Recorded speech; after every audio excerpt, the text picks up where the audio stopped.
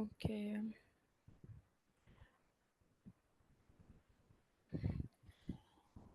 अस्सलाम वालेकुम, I hope आप सब ठीक हैं।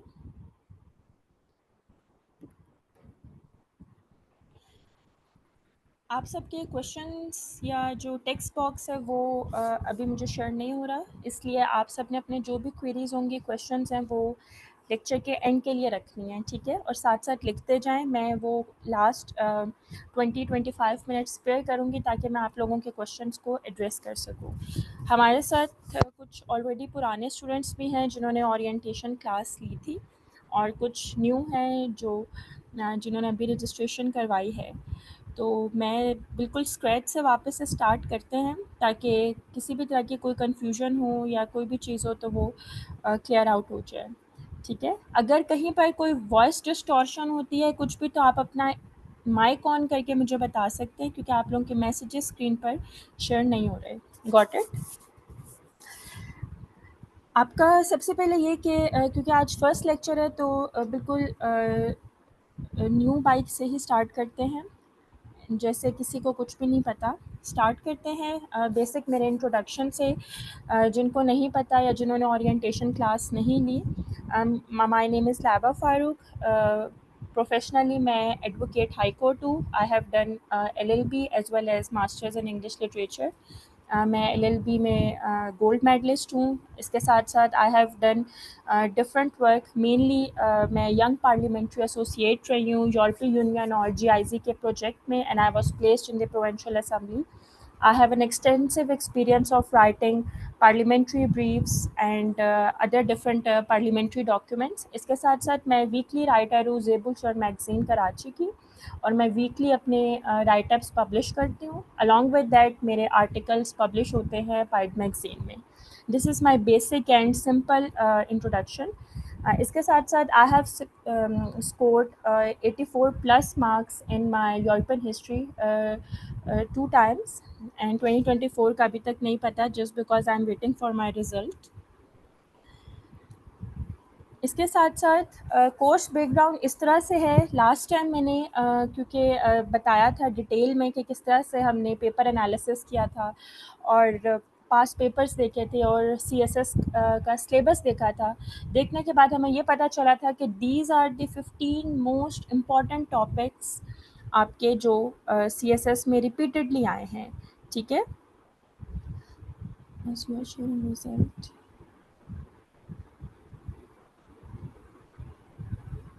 Just give me 1 second. I guess recordings हो रही है सही। These are the most important 15 topics जो आपके CSS में रिपीटेडली आए हैं। अगर आप 2018 से 2025 के पास पेपर के एनालिसिस करते हैं तो you will come to know कि these are the high frequency topics. You don't need to cover all of your European history. अगर आप ये 15 टॉपिक्स अच्छे से कर लेते हैं तो आपका 90% of your syllabus is cover. वो जो 10% रह जाता है दैट इज़ लीस्ट इम्पॉर्टेंट, ठीक है। इसके बाद है क्योंकि मैंने आपके फर्स्ट ओरिएंटेशन क्लास में आपको बेसिक फ्रेंच रेवोल्यूशन पे एक क्वेश्चन पे डेमो दिया था। आज हम फ्रेंच रेवोल्यूशन स्क्रैच से एंड तक डिस्कस करेंगे, और इसके साथ हम इसके क्वेश्चंस डिस्कस करेंगे और किस तरह से अटेम्प्ट करना है हमने वो सारा डिस्कस करेंगे, ताकि फ्रेंच रेवोल्यूशन से रिलेटेड कोई भी क्वेश्चन आता है फ्यूचर में तो you will be able to solve it, ठीक है।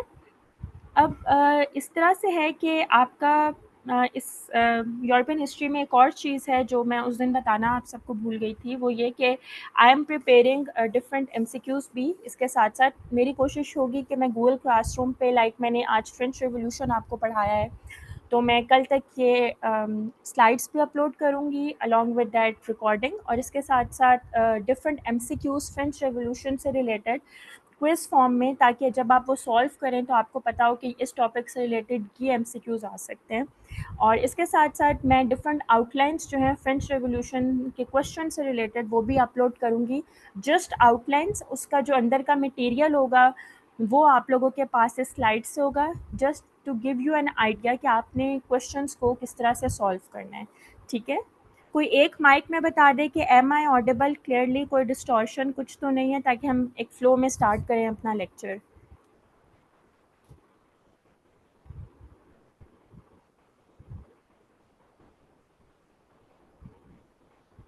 स्टूडेंट्स आपको आवाज़ आ रही है? येस नहीं कहना है क्योंकि मुझे स्क्रीन नहीं नज़र आ रही। कोई एक अपना वो माइक ऑन करके मुझे बता दे।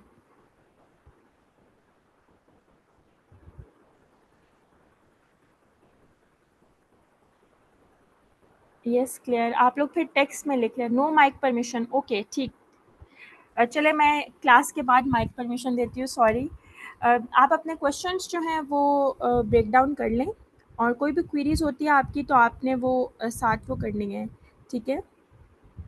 Just give me 1 second.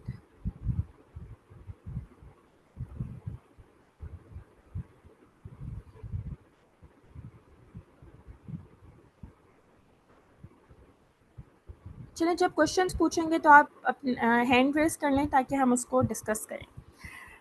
Let's start with our first topic which is French revolution.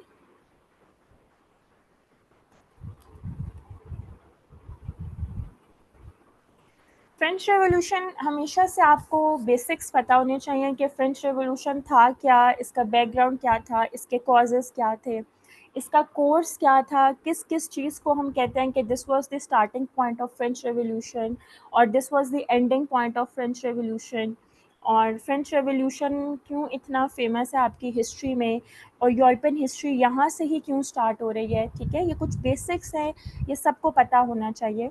Along with that इसकी लेगेसी क्या रही है पूरे यूरोपियन हिस्ट्री में, इवन इन द यूरोप, और लास्ट में कंक्लूजन। सिंपल। अगेन आपको फ्रेंच रूलर्स का पता होना चाहिए जिनके एरा में फ्रेंच रेवोल्यूशन स्टार्ट हुआ था, या जिनकी वजह से फ्रेंच रेवोल्यूशन को एक स्पेयर हेड मौका मिला था। फर्स्ट है हमारे पास लुई 14, इसको हम लुई पढ़ते हैं, ठीक है? वैसे पढ़ने में ये लुइस आ रहा है लेकिन बोलने में हम इसको Louis 14, Louis 15 and Louis 16। Basic आपके दिमाग में एक अंडरस्टैंडिंग होनी चाहिए कि किस तरह से ये फ्रेंच रूलर्स ने फ्रांस की economy, political outlook, social outlook को टोटली कोलैप्स किया था, ठीक है? जस्ट 1 सेकेंड, ये लेट मी आस्क।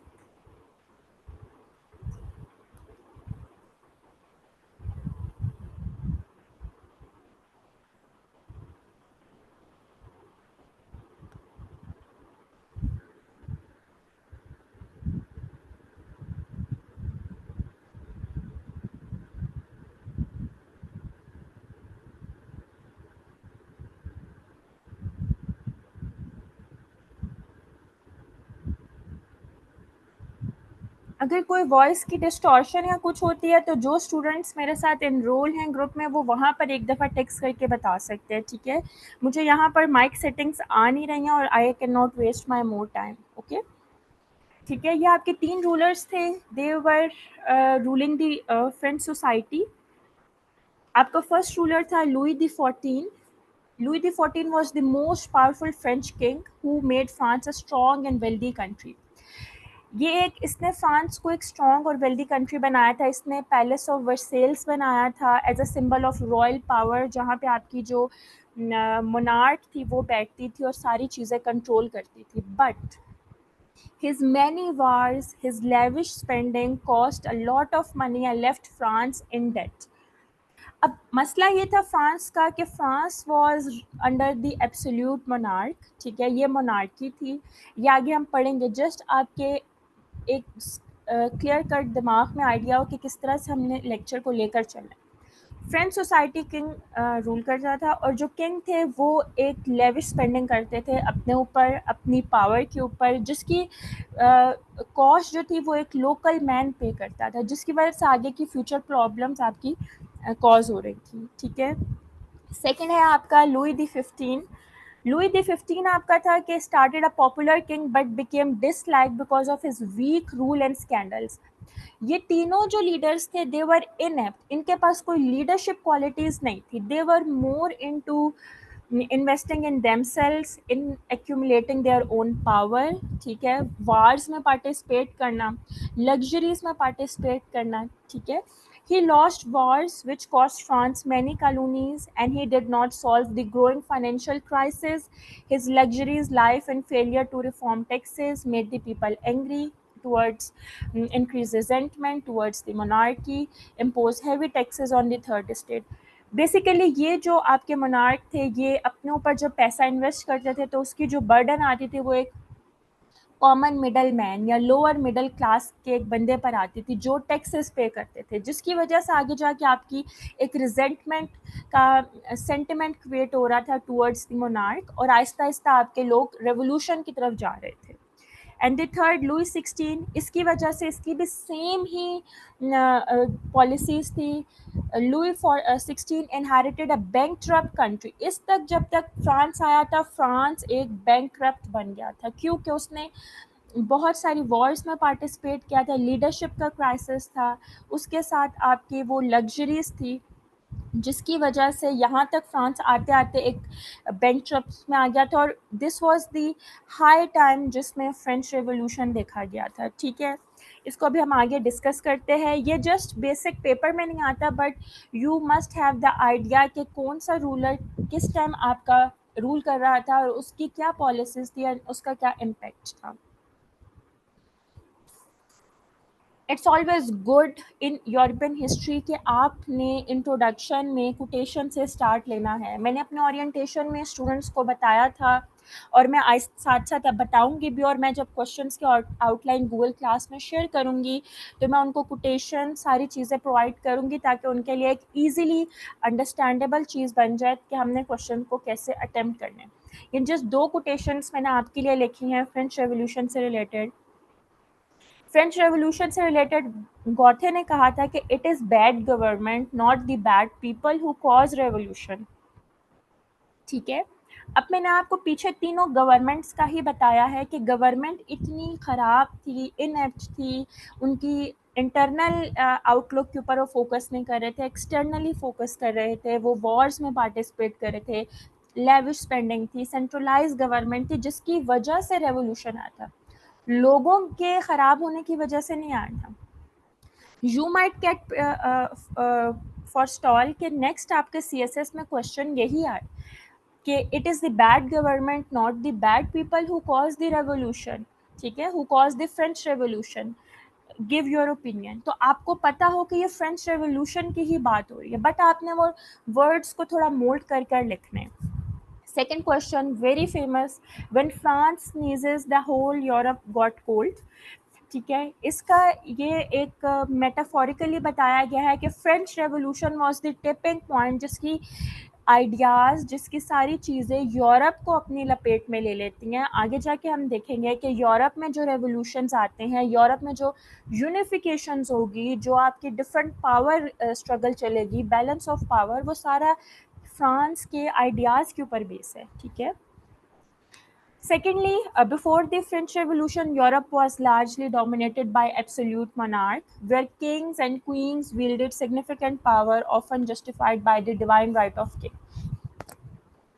किसी ने अगर नहीं पता, पॉलिटिकल साइंस नहीं पढ़ी, तो उसको बेसिक उसके लिए बताना चाहती हूँ कि आपके पास एब्सोल्यूट मोनार्क्स थे जब रूल कर रहे थे, वहाँ पे एक बहुत बेसिक कॉन्सेप्ट था क्योंकि लोगों के पास इतनी आइडियाज़ नहीं थे, एनलाइटमेंट का पीरियड स्टार्ट नहीं हुआ था, तो वो डिवाइन राइट ऑफ किंग था, वो इन किंग्स को जस्टिफाइड ही मानते थे। ठीक है, ये मैक्स वेबर ने अपनी थ्योरी ऑफ रिलीजन में भी बताया है कि लोग जो थे काम करते थे, प्रोटेस्टेंट्स और कैथोलिक्स, वो लोग कहते थे कि अगर हम ज़्यादा काम करेंगे तो हमसे अल्लाह ताला खुदा खुश होंगे, जब खुश होंगे तो फिर आगे हमें रिवॉर्ड मिलेगा। ठीक है, वो इंडिविजुअल की जगह कलेक्टिव उस पर जाते थे और यही idea divine right of Kings का था।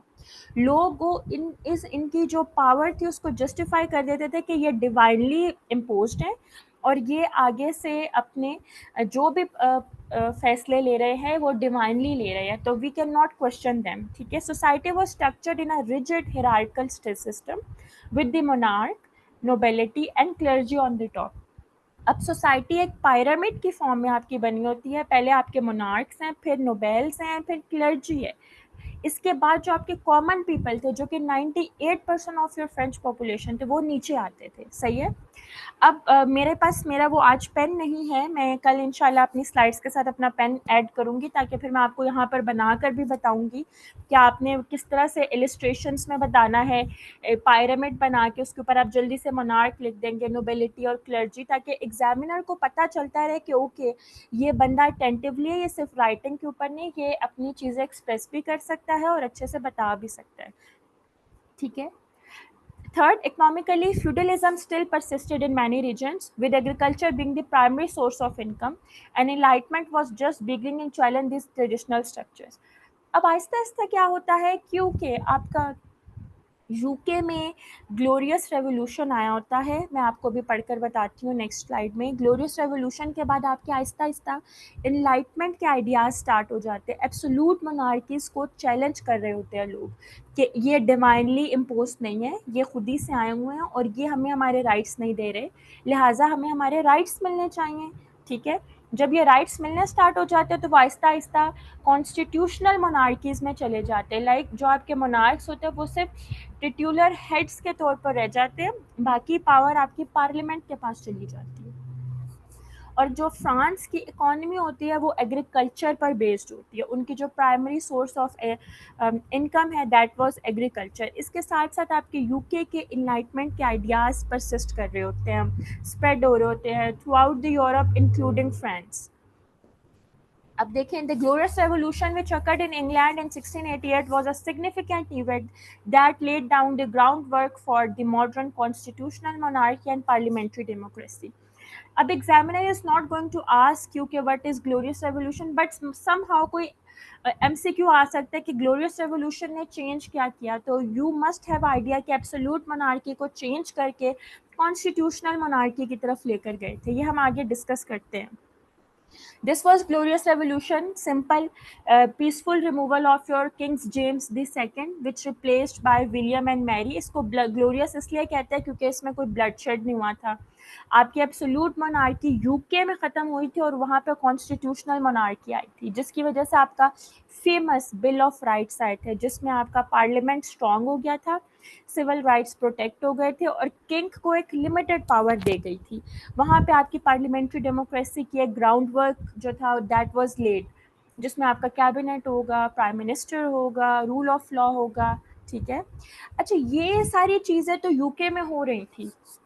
अब फ्रांस में आप फिर से कंपेयर करें कि वही एब्सोल्यूट मोनार्की है और वही 3 लीडर्स हैं, लुई 14, 15 और 16, और वो सारी पावर अपने पैलेसेस में लगा रहे हैं, अपनी लेविशमेंट्स पर लगा रहे हैं, करप्शन कर रहे हैं, कोई गवर्नेंस नहीं है, लोगों पर टैक्सेस लगा रहे हैं। अब ये सारा सिनेरियो आप जस्ट इमेजिन करें, लोग इस चीज़ों से तंग आ गए थे। ठीक है।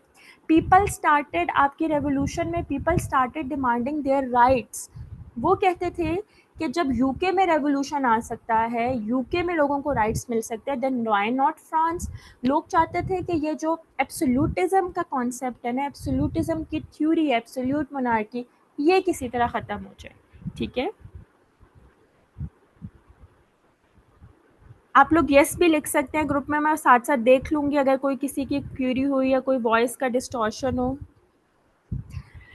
अच्छा, अभी एक क्वेश्चन है, क्योंकि ये ओरिएंटेशन में मैंने बताया था, again it is very pertinent कि यहाँ पर डिस्कस करें। या आपसे क्वेश्चन भी हो सकता है पेपर में कि फ्रांस में ही आपका रेवोल्यूशन क्यों आया, बाकी कंट्रीज़ भी थी नेबरिंग में, उनमें भी रेवोल्यूशन आ सकता था। नेबरिंग कंट्रीज़ में आपके पास ऑस्ट्रिया था, ऑटोमन एम्पायर था, रशिया था, वहाँ पर क्यों नहीं फ्रांस आया?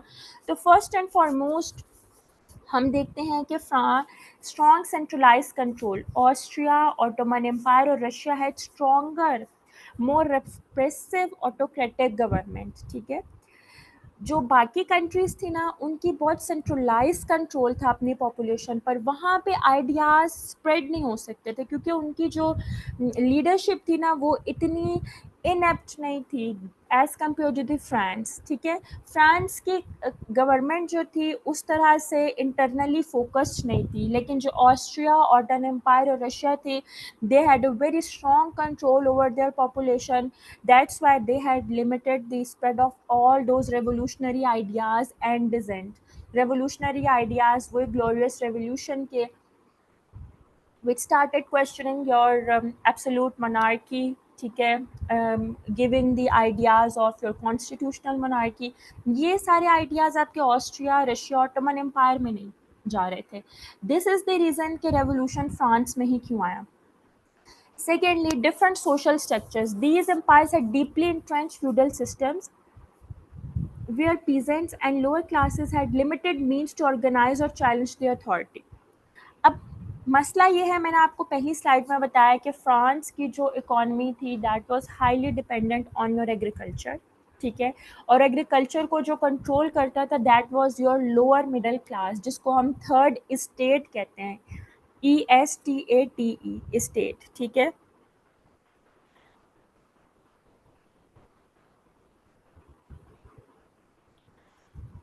थर्ड स्टेट, उसके साथ आपका है these empires.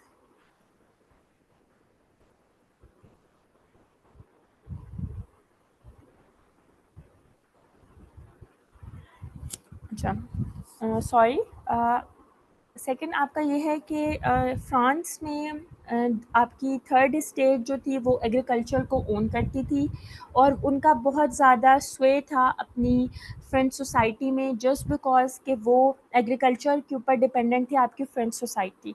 But as compare to the Austria, Ottoman Empire and Russia, वहाँ पर आपकी पीजेंट्री, ये लोअर मिडिल क्लास के पास बहुत थोड़ी सी पावर्स थी, like they can not challenge directly your government, your authority, ठीक है। अनलाइक फ्रांस, फ्रांस में जो पीजेंट्री थर्ड स्टेट थी वो आपकी ज़्यादा क्या कहते हैं एम्पावर्ड थी। Again wide spread of enlightenment, same आपके जितने भी आइडियाज़ थे वो स्प्रेड हुए थे फ्रांस में। रशिया, ऑस्ट्रिया एंड ऑटोमन में नहीं हो सके बिकॉज वहाँ पे सेंसरशिप ज़्यादा थी। फ्रांस में इसलिए हुए जस्ट बिकॉज आपके फ्रेंच लीडर्स इनेप्ट थे। कोई इमीडिएट इकोनॉमिक क्राइसिस नहीं आ रहा था बाकी कंट्रीज़ में, बट आपका फ्रांस में इकोनॉमिक क्राइसिस आ रहा था जस्ट बिकॉज आपके लीडर्स ने बहुत ज़्यादा पार्ट लिया था एक्सटर्नल वॉर्स में, और फिर एक फेमाइन भी आया था जिसकी वजह से आपकी ब्रेड की प्राइस बढ़ जाती है। और फ्रेंच सोसाइटी क्योंकि एग्रीकल्चर पर थी, जब ब्रेड आपकी प्राइसेस बढ़ती हैं और एग्रीकल्चर को बहुत इम्पैक्ट मिलता है तो आहिस्ता आहिस्ता इकोनॉमिक क्राइसिस आना स्टार्ट हो जाते हैं, ठीक है। फिर फ्रेंच में ही क्यों आया, फ्रांस में ही, हम इसको थोड़ा उलट कर देंगे कि French king rulers across the Europe during 18th century, there was one common thing that every ruler in his country wanted to bring reforms, ठीक है। अब जो बाकी रूलर्स थे ना, रशिया में कैथरीन थी, ऑस्ट्रिया में जोसेफ द सेकंड थे, प्रूशिया जो आगे जाके जर्मनी बनेगा, ठीक है, प्रूशिया आगे जाके जर्मनी बनता है, ठीक है, इसलिए हम इसका पुराना नेम प्रूशिया है। इसमें फेडरिक थी, फ्रांस में लुई 14, 15, 16, इन्होंने कोई खातिर खा में लाए ही नहीं अपनी फ्रेंच सोसाइटी को, इन्होंने किसी भी तरह की रिफॉर्म्स नहीं लेकर आए। Unlike the other leaders, your Russia, Austria, Prussia, even Ottoman Empire, वहाँ पे वो कुछ ना कुछ रिफॉर्म्स ला रहे थे, they were trying to satisfy their people, but the French kings were not paying heed towards the French society। फिर मिडिल क्लास का राइज हो रहा था आपकी फ्रेंच सोसाइटी में, क्यों? क्योंकि आपकी जो एग्रीकल्चर क्लास थी वो, आप एग्रीकल्चर जो प्रोडक्शन थी ज़्यादा ओन आपकी मिडिल क्लास, लोअर क्लास करती थी, वो आहिस्ता आहिस्ता ग्रो कर रहे थे, ठीक है। फिर इसके साथ आपके फ़िलोसोफर्स का बहुत बड़ा रोल था, बहुत मेजर फ़िलोसोफर्स, आगे हम अभी पढ़ते हैं इनकी कोटेशंस भी, चीज़ें भी, वोल्टायर, रोसो, मॉन्टेस्क्यू, डेड्रॉग, ये आज तक बहुत बड़े नाम हैं, ये सारे आपके फ्रेंच फ़िलोसोफर्स हैं जिनकी वजह से आज भी पाकिस्तान के कॉन्स्टिट्यूशन में we can see the right of separation of power along with checks and balances, general will का कॉन्सेप्ट जो हम आप सोशल कॉन्ट्रैक्ट साइन करते हैं in the form of your constitution that is based on your general will, this was being given by the Rousseau, ठीक है। Freedom of speech का idea, freedom of expression का idea Voltaire से हमें मिलता है, ठीक है। ये सारी चीज़ें हम आहिस्ता आहिस्ता देखते हैं। अभी यहाँ से स्टार्ट करते हैं दी फ्रेंच में जो आपकी ओल्ड रिजीम थी, even in the whole Europe. Old regime was the socio-political system which existed in the Europe during the 18th century. Countries were ruled by the absolutism. Absolutism means monarch had absolute control over the government.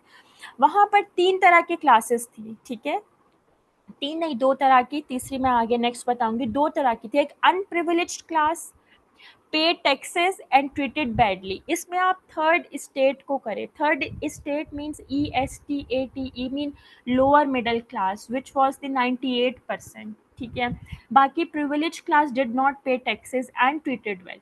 ये taxes नहीं देते थे लेकिन treat सही होते थे, जिसमें आपके मोनार्क्स, नोबेल्स एंड क्लर्जी, ये हार्डली एंड बेयरली 2% थे।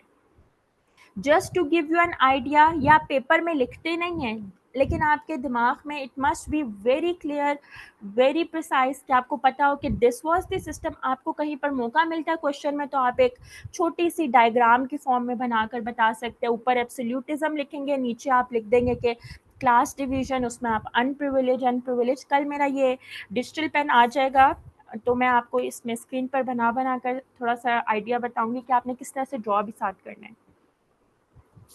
Government under the old regime, the divine right of kings, monarch ruled by divine right, ठीक है। Second, God put the world in motion. लोग ये समझते थे कि गॉड ने इनको हमारे ऊपर वो किया है, ये लोग इसी पावर पोजीशन को डिजर्व करते हैं। Power is given by the God, no one can question the God, no one can question someone put in power by the God.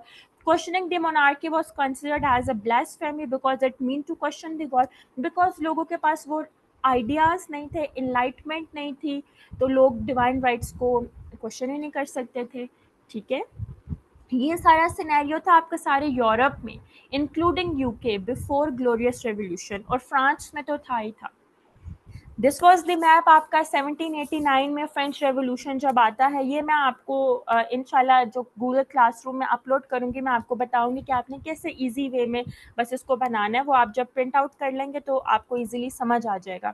देखिए लास्ट में ये नीचे देखिए लेफ्ट साइड पर किंगडम ऑफ स्पेन है, इसके ऊपर किंगडम ऑफ फ्रांस है, फिर लेफ्ट साइड पे किंगडम ऑफ ब्रिटेन है, फिर उससे ऊपर किंगडम ऑफ आपका है नॉर्वे, फ्रांस से ऊपर है जर्मन कन्फेडरेशन, साइड्स पर फिर आपकी बाकी कंट्रीज आती हैं, फिर ऊपर किंगडम ऑफ पोलैंड, रशिया, फिर नीचे Turkish empire.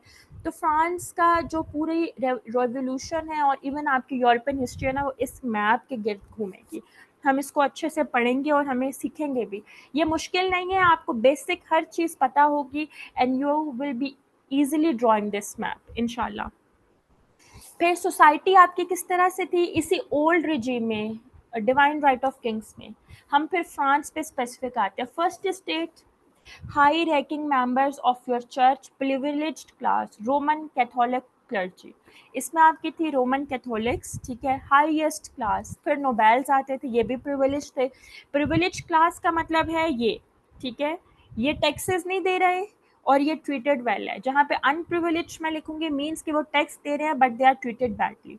And third state आपकी, थर्ड स्टेट थी everyone else from the peasantry in the countryside to wealthy bourgeoisie merchants in the city, सारे ये अनप्रिविलेज क्लास 98% थी जो टैक्सेस देती थी बट ट्रीटेड नॉट वेल। अच्छा, अब ये देखें कि फर्स्ट स्टेट पर आए। First state highest ranking class थी, इनकी पॉपुलेशन बेयर मिनिमम थी, बहुत कम थी, अप्रॉक्सीमेटली आपकी 1,30,000, ठीक है, बहुत ही कम थी। ये क्या करते थे, collected the tithe. Tithe was a kind of religious tax, ठीक है, ये आपने याद रखना, ये पेपर में आता है। Which is collected from the peasantry by your clergy. ये पेपर में एमसीक्यूज हमेशा आता है। ये टाइथ किस तरह का टैक्स है, ये आ सकता है कि tithe is a which kind of tax, तो आपको पता हो कि रिलीजियस टैक्स था और ये आपके क्लर्जी लेते थे पीजेंट्री से, ठीक है। अब सेंसरशिप ऑन द प्रेस थी, कंट्रोल ऑफ द एजुकेशन थी, क्लर्जीज के पास ये सारे प्रिविलेजेस थे। They kept records of your birth, marriages, different positions पर लोगों को ये लगाते थे, और 20% of your land of your fans was being owned by your clergy, ठीक है। एग्जेम्पशंस इनके पास क्या थी, ये कोई टैक्स नहीं देते थे, सब्जेक्ट टू चर्च लॉ के ऊपर ये अपना बेस करते थे, क्योंकि they were being imposed by divine right of king according to themselves, तो इन पर सिविल लॉ अप्लाई नहीं होता था, ठीक है, इनके ऊपर चर्च लॉ अप्लाई होता था। और चर्च लॉ कौन अप्लाई करेगा, ये खुद ही, तो आज तक इनकी इस तरह से पनिशमेंट या किसी भी तरह से क्वेश्चनेबल या क्वेश्चनिंग कुछ किसी भी तरह से नहीं हुई थी, ठीक है। बर्डन क्या था, moral obligation to assist the poor, इनके ऊपर एक मॉरली बस बर्डन था कि हमें लोगों की मदद करनी है, कोई लीगली नहीं था, क्योंकि ये चर्च लॉ पर थे, तो ये बस एक अपने ऊपर ही रहते थे, they were in support with the monarch और ओल्ड रिजिम। अब सेकंड क्लास आपकी आती है नोबेल्स, ये भी कोई 1,10,000 के करीब थे, ये एक अप्रॉक्सीमेटली लिखा हुआ है, ठीक है। ये tax collected tax in the form of feudal duties, ये भी टैक्स कलेक्ट करते थे इसी थर्ड क्लास से, monopolise military and state appointments, इनके पास 25% of the land, just imagine आपकी 45% ऑफ द लैंड तो इन दो लोगों के पास चली गई है, ठीक है, पूरे फ्रांस की। ये भी टैक्स नहीं देते थे, ये भी मोनार्क्स को सपोर्ट करते थे। अब थर्ड स्टेट थी आपकी सबसे ज़्यादा, ठीक है, कोई 25 लाख के करीब थी। एवरीवन एल्स, इसमें सब आते थे, artists, bourgeois, workers, merchants, peasants, even जो निचले लेवल के प्रीस्ट से वो भी आते थे, इनके पास कोई प्रिविलेज नहीं थे, इनको कोई एग्जाम्पशन नहीं थे। हाँ, बर्डन इन पे क्या था, सबसे पहले टाइप, ये चर्च टैक्स देते थे, फिर ऑक्ट्रेट, ये एक अपने गुड्स अगर ये किसी बाहर से लाते थे तो ये उनके ऊपर भी टैक्स देते थे।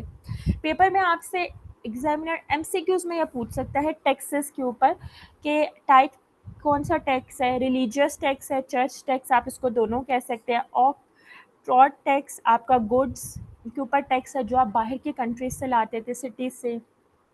कॉर्वी था, फोर्स रोड वर्क, अगर आप किसी को फोर्सफुली कोई रोड पे काम कर रहा है कुछ है तो वो भी टैक्स देगा। कैपिटेशन का टैक्स था, पोल टैक्स जिसको हम कहते हैं। विक्टिमी इनकम टैक्स था, उसके साथ साथ आपका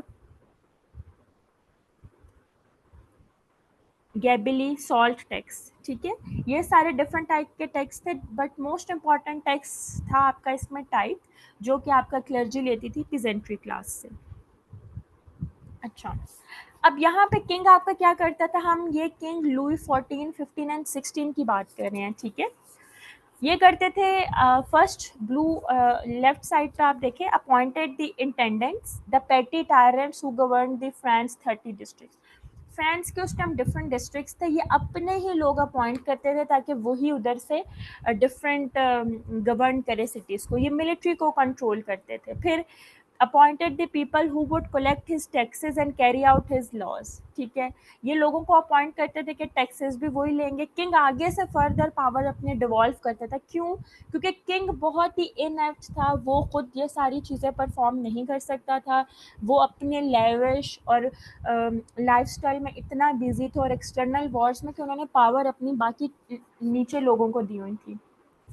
ये they could imprison anyone at any time, blankly किसी को भी अरेस्ट कर सकते थे। ये सारे अपने लॉज बनाते थे, डिसीजंस लेते थे, वॉर से रिलेटेड, पीस से रिलेटेड, ठीक है। जस्टिस को कंट्रोल करते थे, जजेस की अपॉइंटमेंट करते थे, जितने भी टैक्सेस थे levied odd taxes and decided how to spend the money.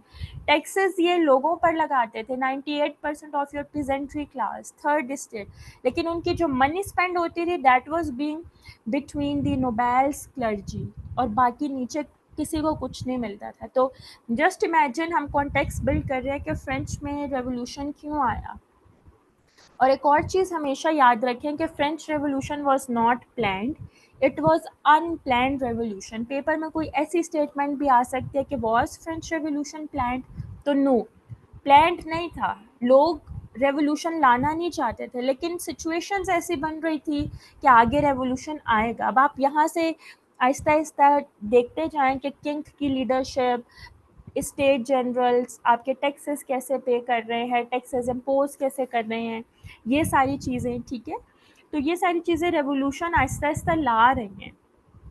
Economic conditions इनमें क्या थी, France economy was based primarily on agriculture, peasants farmer of France bore the burden of taxation, ठीक है। Poor harvest mean that peasants had trouble paying there regular taxes. अब मसला ये है कि अगर फ्रांस में कोई सैलाब आ जाता है या कोई इकोनॉमी का मसला है या कोई हार्वेस्ट का मसला है या कोई वेदर कंडीशन है और अगर उनकी एग्रीकल्चर उस तरह से अप टू द मार्क नहीं जाती, उसका भी बर्डन फ्रांस के उधर लोकल लोगों पर आएगा, क्योंकि उनके पास जब पैसे जमा नहीं होंगे तो वो टैक्स कैसे देंगे, सही है। तो ये बहुत ज़्यादा एक हैप हैज़र्ड सिचुएशन बनती जा रही थी। Certainly could not afford to have their taxes raised, bourgeois often managed to gather wealth but were very upset that they pay taxes while nobles did not.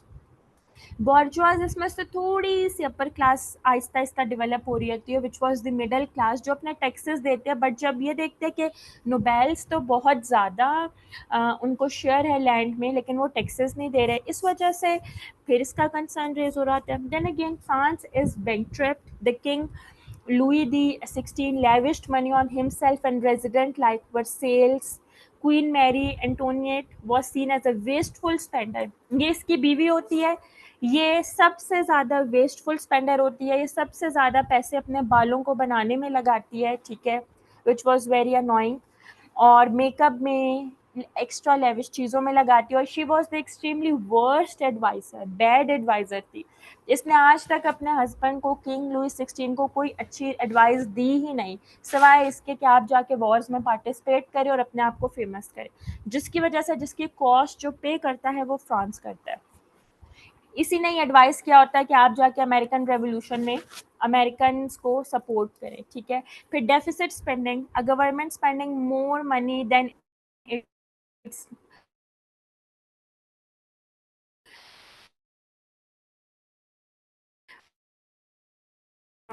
Takes from it taxes revenue. जैसे पाकिस्तान का फिलहाल spending आपकी ज़्यादा है, तो यहाँ पर भी सेम सिचुएशन है, privilege class would not submit to being taxed, ठीक है। That was queen Antoinette. ये पेरिस का पैलेस ऑफ वर्सेल्स था, जहाँ पर ये लोग आकर बैठते थे और यहाँ पर एक्स्ट्रा स्पेंडिंग करते थे, ठीक है। ये लुई द 16 ने बनाया था और ये उनकी वाइफ है जो she was a very bad adviser. ये ऑस्ट्रिया से बिलोंग करती हैं, ठीक है। आगे जाके हम देखेंगे कि इनके भाई आ जाएंगे बचाने के लिए लुई 16 को, लेकिन आहिस्ता आहिस्ता रेवोल्यूशन स्टार्ट हो जाता है। ये 10 मेजर कॉजेज हैं। अगर it's always on you, keeping in view the time, कि आप किस तरह से करते हैं, सही है। अगर आप डायरेक्टली 10 लिखेंगे देन इट्स फाइन, जिसमें आप लिख दें financial, political, social, tax burden, मतलब डिफरेंट सारे, जिसमें आप लिखेंगे rise of bourgeois, thoughts by the enlightenment thinkers, monetary crisis due to wars, इस तरह भी लिख सकते हैं या आप इस तरह लिख सकते हैं। I would prefer all of you कि आप इस तरह लिखें, ठीक है। एग्जामिनर को ईजमेंट चाहिए होती है पेपर में, and which I have seen in my papers. मैंने एग्जामिनर को ईजमेंट दी थी अपने पेपर्स में। ईजमेंट मीन्स मैंने हर चीज़ लिखी थी लेकिन डिफरेंट हेडिंग्स के साथ, जिसकी वजह से I manage to score 89 in my European history. उसमें यह कि आप पॉलिटिकल कॉजेज़ के आप ऊपर मेजर हेडिंग डालेंगे कॉजेज़, फिर आप कोई 4 सर्कल्स बना लें, उसमें आप डाल दें एक में political causes, social causes, economic causes, और फिर आप डाल दें इंटेलेक्चुअल कॉजेज़। फिर आप एक नीचे मेजर हेडिंग बनाएं पॉलिटिकल कॉजेज़, फिर आप उसके अंदर ये 4 बताएं, ठीक है। फिर इस तरह आगे जाकर आप सोशल बताएंगे, फिर आप फाइनेंशियल, और फिर आगे इस तरह से, ठीक है। तो ये जब आप इस तरह से बताते हैं एग्जामिनर को तो वो बहुत ज़्यादा इम्प्रेस हो जाते हैं। पहला पॉलिटिकल कॉज आपका था कि फ्रेंच अमेरिकन रेवोल्यूशन। अब अमेरिकन रेवोल्यूशन में आपकी जो सोसाइटी थी फ्रांस की, उसने पार्टिसिपेट किया था। पार्टिसिपेट इसलिए किया था कि फ्रेंच में फ्रांस ने अमेरिकन के साथ, क्योंकि फ्रांस उस टाइम अगेंस्ट था यूके के, और France always wanted to support the US against the UK. इस वजह से फ्रांस ने अमेरिकन रेवोल्यूशन में साथ दिया, और जब वो लोग आज़ाद हो गए, वहाँ पे प्रेसिडेंशियल सिस्टम आ गया और किंग बाकी सारी चीज़ें ख़त्म हो गई थी, तो फिर यही आइडियाज़ आपके फ्रेंच सोसाइटी में इनकलकेट हो गए कि why not France should work as a republic, ठीक है। पीपल स्टार्टेड क्वेश्चनिंग, क्योंकि वहाँ पर आपके इनलाइटमेंट के आइडियाज़ आहिस्ता आहिस्ता वहाँ पर भी आ रहे थे। और सबसे अच्छी बात यह कि आपके जितने भी इनलाइटमेंट के आइडियाज़ थे, all of these philosophers were died, ये मर चुके थे जब आपका रेवोल्यूशन आया था। Through their writings, through their ideas आपके आहिस्ता आहिस्ता रेवोल्यूशंस आ रहे थे। फिर सेकेंड पॉइंट ऑफ व्यू, आपकी फ्रांस में असम्बलीज़ नहीं थी, ठीक है। यूके में आपकी उस टाइम असम्बलीज़ थी, क्योंकि ग्लोरियस रेवोल्यूशन आने के बाद आपकी पार्लियामेंट बनती है, असम्बलीज़ आ जाती हैं, ठीक है। आपकी यूएस में भी बनना शुरू हो जाती हैं, फ्रांस में अभी तक नहीं थी। फ्रांस में जो पहली इलेक्टेड गवर्नमेंट आई थी वो 1614 में आई थी। उसके बाद फ्रांस में 175 ईयर्स गुजर जाते हैं, कोई भी गवर्नमेंट नहीं बनी, कोई भी स्टेट जनरल की मीटिंग नहीं बनी, कोई भी असम्बली नहीं बनी। जो असम्बली का ये काम होता था कि वो लोगों के इश्यूज डिस्कस करे, यहाँ पर कोई भी लोगों का इशू डिस्कस ही नहीं हुआ क्योंकि असम्बली नहीं बनी थी। अब this was a major concern for the people, ठीक है। आप में से मैं एक को अनम्यूट करती हूँ। कामरान, आप मुझे सिर्फ बता दें कि समझ आ रहा है।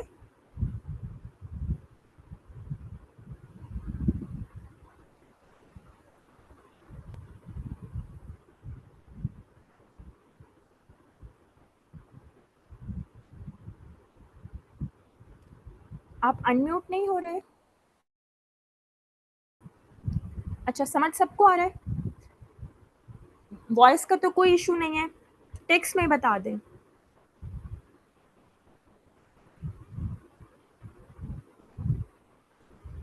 ओके, क्लियर, ठीक। चले थम्स अप ही भेज दिया करे, दैट्स मोर फिजिबल। अभी थर्ड आपका है कि सेंट्रलाइज गवर्नमेंट। एक और चीज़ याद रखिए कि कॉजेज़ वो आपसे सिर्फ पॉलिटिकल नहीं पूछेगा। जब वो कॉजेज़ पूछेगा तो आपका 20 मार्क्स का क्वेश्चन होता है, उसमें आप कॉजेज़ पॉलिटिकल, सोशल, इकोनॉमिक सारी चीज़ें बताएंगे। मैं आपको इंशाल्लाह जब अपलोड करूँगी मैं आपको प्रॉपर एक सैम्पल दूँगी। आपने पेपर अपना वैसे ही अटेम्प्ट करना है और मैं कुछ टिप्स भी शेयर करूँगी कि आपने पेपर जल्दी कैसे ख़त्म करना है, ये सारी इलस्ट्रेशंस बनाने के साथ साथ, ठीक है। ये कल इंशाल्लाह मैं आपके साथ ये शेयर करूँगी। अब थर्ड पॉइंट है हमारे पास सेंट्रलाइज गवर्नमेंट। सेंट्रलाइज गवर्नमेंट आपको पता है कि एब्सोल्यूटिज्म था, अभी कनेक्ट करते हैं सारी चीज़ें। एब्सोल्यूट मोनार्की थी आपकी, कहाँ पर, फ्रांस में, ठीक है। जिसकी वजह से किंग जो था वो डिसीजंस को डिले कर देते थे। जब डिले कर देते थे तो जो चीज़ें थी, जो रिफॉर्म्स पीजेंट्री क्लास, आपकी लोअर मिडिल क्लास या थर्ड स्टेट लाना चाहती थी वो आ नहीं सकते थे, जिसकी वजह से सिचुएशन वर्स होती जा रही थी। और condition of monarchy, remember the first very slide, आपकी लुई 14, लुई 15, लुई 16 तीनों ने एक्स्ट्रा वेगेंटली स्पेंड किया था वार्ड्स में, ठीक है।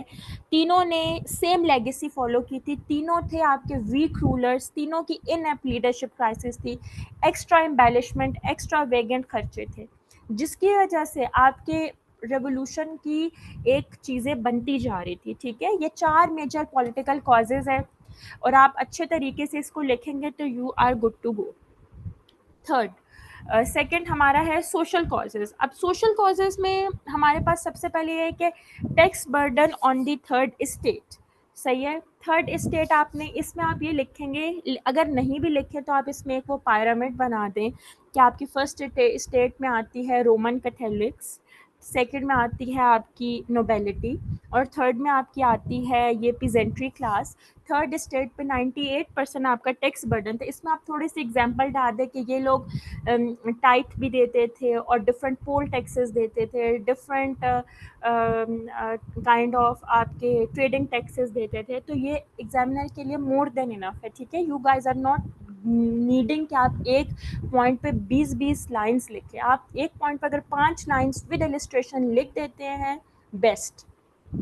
इसके साथ आपकी राइज ऑफ मिडिल क्लास था। अब एक थर्ड स्टेट है वो बिल्कुल ही गरीब तबका था, इसके साथ साथ थोड़ी सी मिडिल क्लास थी जो एग्रीकल्चर आपकी जो चीज़ें थी उनको ओन करती थी, एग्रीकल्चर सेक्टर को, इनका भी राइज था। फिर फाइनेंशियल क्राइसिस थे due to costly warfare, war के अंदर इतना ज़्यादा इन्वेस्ट किया था जिसकी वजह से बर्डन आपका पे कर रही थी आपकी फ्रंट सोसाइटी। फिर ड्रास्टिक वेदर, एक दफ़ा आपकी पुअर हार्वेस्ट भी हुई थी और एक दफ़ा फेमाइन, बहुत ज़्यादा फेमाइन था, ड्राउट वगैरह आया था जिसकी वजह से एग्रीकल्चर सेक्टर को बहुत अफेक्ट हुआ था। जब अफेक्ट हुआ था तो आपकी ब्रेड की प्राइस बढ़ गई थी, ब्रेड की प्राइस बढ़ने की वजह से बहुत ज़्यादा सोसाइटी में एक वायलेंट क्योस आ गया था, और फिर इनफेक्टिव लीडरशिप, आपकी ये क्योस आने के बाद भी आपके जो लुई 15 और 16 है, ये फ्रेंच सोसाइटी के ऊपर ध्यान नहीं देते, और ये अपने वर्सेल्स भाग जाते हैं जो इनका पैलेस होता है। फाइनेंशियल कॉजेज़ आपकी ये थर्ड, तीनों चीज़ें, तीनों जो आपके लीडर्स थे, इन्होंने वॉर्स में पार्टिसिपेट किया था। मेजर वॉर आपकी थी अमेरिकन रेवोल्यूशन में, ठीक है। इन्होंने बाकी स्पेन में भी पार्टिसिपेट किया होता है, ऑस्ट्रिया में भी, क्योंकि यहाँ पर भी ना किंग्स होते हैं, ठीक है। प्रूशिया में भी इन्होंने पार्टिसिपेट किया क्योंकि वहाँ पे किंग्स हैं। आगे अभी मैं आपको बताती हूँ कि इन्होंने क्यों पार्टिसिपेट किया था, क्योंकि वहाँ पर ना इनके कज़न्स, मामू, चाचू, इनके कज़न्स बैठे हुए थे वहाँ पे किंग्स, तो ये पार्टिसिपेट करते थे कि हम उनको सपोर्ट करेंगे, कल को अगर हमारी कंट्रीज़ में कहीं पर रेवोल्यूशन या कुछ आता है तो वो आकर हमें सपोर्ट करेंगे, सही है। High taxes on peasantry, loans लेते थे, और लोन्स फ्रेंच सोसाइटी को चलाने के लिए नहीं, अपने एक्सपेंडिचर्स को चलाने के लिए, जिसकी वजह से इनके एक्सपेंडिचर ज़्यादा हो गए थे, रेवेन्यू लो था क्योंकि टैक्सेस नहीं थी। रोल ऑफ जैक्विस नेक्टर, ये आपका फाइनेंस मिनिस्टर होता है लुई 16 लुई 14 के दौर में। ये भी बहुत ज़्यादा बैड एडवाइज़र होता है, ये बार बार कहता है कि आप लोगों पर टैक्स लगाएं, लोगों को सख्ती से खींचें, लोगों पर आप बार बार टैक्स लगाएं, ज़्यादा लगाएं, सब्सिडीज़ बंद करें, ये करें वो करें, ठीक है। और रोल ऑफ केलॉन, ये भी फाइनेंस मिनिस्टर था, लुई 14, 15 और 16 में ये दोनों थे। इनकी बैड एडवाइजरी की वजह से आपका क्योंकि आपका जो फ्रेंच किंग्स थे, उनकी अपनी जो लाइक थॉट प्रोसेस था वो उस लेवल का नहीं था, वो बस एक्स्ट्रा वेगेंटली खर्च करते थे, खाते पीते थे और अपने पैलेस में बैठते थे। ये जो दो लोग थे, ये जब एडवाइस करते थे तो ये बहुत ख़राब एडवाइस करते थे, और जिसका डायरेक्टली इम्पेक्ट आता था आपके पीजेंट्री क्लास पे, लोअर मिडिल क्लास पे, ठीक है। अच्छा, philosophy of French Revolution, philosophies began to ask if natural laws might also apply to human beings, particularly to human institutions such as governments. Philosophers were secular in thinking; they used to reason, and they used really reason and logic rather than faith and religion. अब ये जो philosophers है ना, ये वाले, इन्होंने ना secularism का आइडिया बिल्ड कर दिया था, ठीक है। आपका रिलीजन को स्टेट अफेयर से डिफरेंट करते जा रहे थे, अलग कर रहे थे। ये जितनी भी सुपरस्टिशंस, डॉगमास, इस तरह की सुनी सुनाई बातें थी ना, इन पे क्वेश्चंस करना शुरू कर दिया था। ये लॉजिक पर चलते थे, रीज़न पर चलते थे, हर चीज़ को क्वेश्चन करते थे। और सबसे बड़ी बात, सबसे, they have question the divine right of kings, ठीक है, क्योंकि यहाँ पर एज ऑफ इनलाइटमेंट आपका स्टार्ट हो जाता है। ये चार मेजर आपके इंटेलेक्चुअल्स थे। First is Montesquieu, Voltaire, Rousseau and Diderot. Montesquieu का देखते हैं, he was the one who inspired the UK revolution. UK में जो ग्लोरियस रेवोल्यूशन आता है 1688 का, आई होप सो आपको समझ आ गया होगा। I am referring to the first slide. Bill of rights आया था जिसमें आपकी एब्सोल्यूट मोनार्की से कॉन्स्टिट्यूशनल मोनार्की आती है, ठीक है। 1689 में आपका बिल ऑफ राइट्स आया था, मैं यहाँ पे डेट मेंशन करना भूल गई हूँ।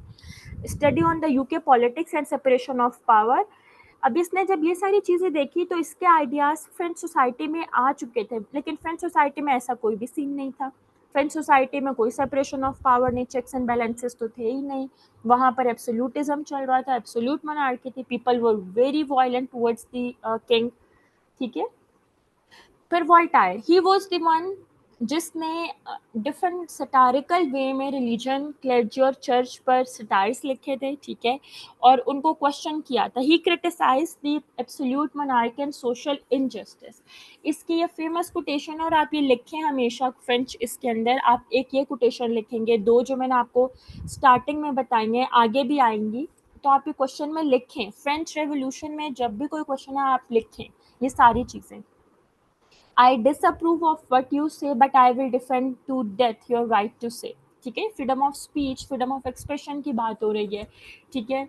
और ये आपका एक ऐसे भी आता है इसके ऊपर, तो आपको पता हो कि इसकी जो एडिज है, इसकी स्टार्टिंग पॉइंट क्या है, ये किसने दिया है, ये किस कॉन्टेक्स्ट में दिया है, ठीक है। फ़र्ज़ करें कोई ऐसे भी आता है तो आपको पता होगा कि इस एडिज की स्टार्टिंग पॉइंट वोल्टायर थी, और इसी ने इन्फ्लुएंस किया था आपके फ्रेंच रेवोल्यूशन को, फ्रीडम ऑफ स्पीच। फिर आप लोगों के मतलब अगर आपके पास बेस लाइन में अच्छी नॉलेज हो तो आपका पेन रुकता नहीं है। फिर रोसो, साइमन जेंकिंस एक बहुत फेमस राइटर है। आपकी ये रिकमेंडेड बुक्स में से नहीं है, but this is one of the best book on your European history. ये मैंने पढ़ी हुई है, इसी में से मैंने ये चीज़ें निकाली हैं। इनकी बुक है short history of Europe. He called Rousseau the prophet of revolution. इन्होंने कहा था कि रोसो को प्रॉफिट ऑफ रेवोल्यूशन अपनी इसी बुक में, जिसका मैंने रेफरेंस दिया है, वाई, क्योंकि इन्होंने कहा था कि इन्होंने आइडिया जनरेट किया है जनरल विल का। इन्होंने लोगों पर छोड़ दिया है कि दे विल डिसाइड कि हमारा कौन सा रूलर आएगा और हमें कैसे रूल करेगा। इन्हीं के ही इस आइडियाज़ के ऊपर लिबर्टी, इक्वालिटी एंड फ्रेटर्निटी, आगे जाके आपके रेवोल्यूशन आता है। और अभी तक आपका जो फ्रेंच रिपब्लिक है या फ्रेंच का कॉन्स्टिट्यूशन है, इवन ह्यूमन राइट्स, इन सारी चीज़ों की बेसलाइन आपकी लिबर्टी, इक्वालिटी एंड फ्रेटर्निटी है। ठीक है। देन अगेन डाइड्रॉट, इसके लिए भी ये जो मैंने कोटेशन निकाली है ये सेम बुक से निकाली है, साइमन जेंकिंस की short history of Europe. He was the chief editor of encyclopedia. ये जो फ्रांस का उस टाइम का इंसाइक्लोपीडिया था, ये उनके चीफ एडवाइजर्स थे। ही क्रिटिसाइज द एब्सोल्यूट मोनार्की, और इन्होंने बहुत ज़्यादा अपनी राइटिंग्स में क्रिटिसाइज किया था मोनार्की को, प्रिविलेजेस क्लास, इनके पास बहुत ज़्यादा प्रिविलेजेस है। इनकी एक फेमस कोटेशन है, man will never be free until the last king is strangled with entrails of the priest. ठीक है। तो ये बहुत अच्छी और फेमस कोटेशन है कि आप तब तक नहीं फ्री होंगे जब तक आप उसको पकड़ेंगे नहीं और निकालेंगे नहीं। ठीक है। फिर आपके simple long term causes of French revolution, just for a quick recap, absolutism. ठीक है, मैंने पहले ही आपके साथ डिस्कस कर लिया है। Unjust social political system, poor harvest which left the peasants farmer with little money for taxes, और इनका इन्फ्लुएंस आपका राइटर्स के साथ। आप इस तरह भी लिख सकते हैं पेपर में बॉक्स बनाकर, आप वो सर्कल्स फॉर्म में भी लिख सकते हैं। सर्कल्स के लिए आपको वो छोटे छोटे आपके घर पे किसी भी उसका कोई बॉक्स का कवर होगा, किसी सीरम का होगा, किसी क्रीम का होगा, डिफरेंट टाइप के आप अपने पास रखें, बस आपके पास हो, आप जल्दी से ड्रॉ करें। मैं आपको बताऊंगी अपने क्लास में कि आप कैसे अपना पेपर जल्दी अटैम्प्ट करें, क्योंकि मैं हमेशा 5 मिनट्स बिफोर अपना पेपर अटैम्प्ट कर लेती थी। तो इसकी कुछ टेक्निक्स हैं। Same system of mercantilism which restricted the trade, influence of other successful revolution, glorious revolution American। ठीक है, these were the causes। इसके साथ शॉर्ट टर्म कॉजेज आपके ये थे कि बैंकरप्सी, ये मैंने सारे आपके साथ शेयर कर दिए हैं। जब आप ये स्लाइड्स में पढ़ेंगे तो आपको समझ आ जाएगी। ग्रेट फियर था, फेमाइन था आपका, और कोई असम्बलीज कन्वीन नहीं हुई थी। आहिस्ता आहिस्ता आगे चल के मैं बताती हूँ कि फिर इन्होंने स्टेट जनरल की मीटिंग कन्वीन की। लोग तंग आ गए थे अपनी इन सारी टैक्सेस के ऊपर से। They wanted to have their own constitution, own rights, जिसके ऊपर गवर्नमेंट बन सके। They were fed up from that monarchy. Course of French revolution start ये होता है कि अब आप देखें कि लोग बहुत ज़्यादा थक गए हैं, वो तंग आ चुके हैं आपके बाकी सारी चीज़ों से। तो जो प्रेजेंट्री क्लास थी वो जमा होती है कि चले हम चलकर स्टेट जनरल की मीटिंग कन्वीन करते हैं। पहली मीटिंग आपकी 1614 में हुई थी और अभी 1789 आ चुके हैं। लाइक बहुत 175 ईयर्स गुजर चुके हैं। लोग अपने पॉलिटिकल राइट्स की डिमांड के लिए मीटिंग कन्वीन करते हैं। अब आप ये याद रखें, यहाँ पर जो मीटिंग कन्वीन होती है ना, यहाँ पर जो लुई 16 के पास बंदा होता है एडवाइजरी, वो ये होते हैं नेक्टर एंड कैलोन। ठीक है, नेक्टर एंड कैलोन यहाँ पर होते हैं। वो कहते हैं हाँ किंग आप बुला ले मीटिंग। ठीक है, जब किंग बुला लेते हैं मीटिंग तो वो कहता है कि अभी हम आप ना वोटिंग करवा ले। आप जब वोटिंग करवाएंगे, वोटिंग ऐसे थी, मैंने आगे कहीं पर डाली हुई है, ये देखिए वोटिंग ऐसे थी। फर्स्ट स्टेट मतलब जितनी भी है उसका एक वोट होगा, सेकंड स्टेट जितने भी हैं उनका एक वोट होगा, और थर्ड स्टेट जितने भी हैं उनका एक वोट। मीन्स फर्स्ट स्टेट और सेकंड स्टेट हमेशा साथ मिल जाती थी और थर्ड स्टेट आपकी अलग हो जाती थी। अब आप पेपर में भी ऐसे फ़ौरन एरोज ड्रॉ कर सकते हैं। आपको ये इनकी एग्जैक्ट पॉपुलेशन याद नहीं होनी चाहिए, आपको बस ये याद हो first state is equals to 1 vote, second state 1 vote. मतलब ये प्रैक्टिस से आएगा। अगर आप ये राइटिंग फॉर्म में लिख देंगे ना तो वो एग्जामिनर से थोड़ा मिस आउट हो जाएगा। अगर आप ये बना देंगे तो एग्जामिनर इम्प्रेस हो जाएगा, एंड आई कैन बेट वो आपको 17, 18, 19 तक भी मार्क्स देगा।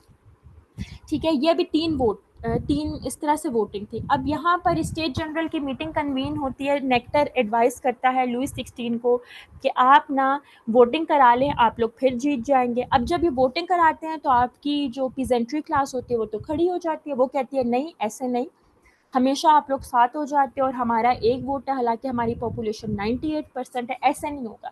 वो कहते हैं कि हम अपनी खुद एक नेशनल असम्बली बनाएंगे, आगे जाके टेनिस कोर्ट ओथ में वो अपने आप को नेशनल असम्बली डिक्लेयर करते हैं और वो कहते हैं कि हम थर्ड स्टेट जाके फ्रेंच का कॉन्स्टिट्यूशन आगे जाकर बनाएंगे, ठीक है। फिर टेनिस कोर्ट ओथ लेते हैं जहाँ पर ये कहते हैं कि अब हम after being locked out of their meeting hall, members of the national assembly gathered eight near by tennis court, they there they swore on an oath not to separate until France had a new constitution. They show their determination to limit the royal power, which means absolute monarchy, and establish a constitutional government, ठीक है।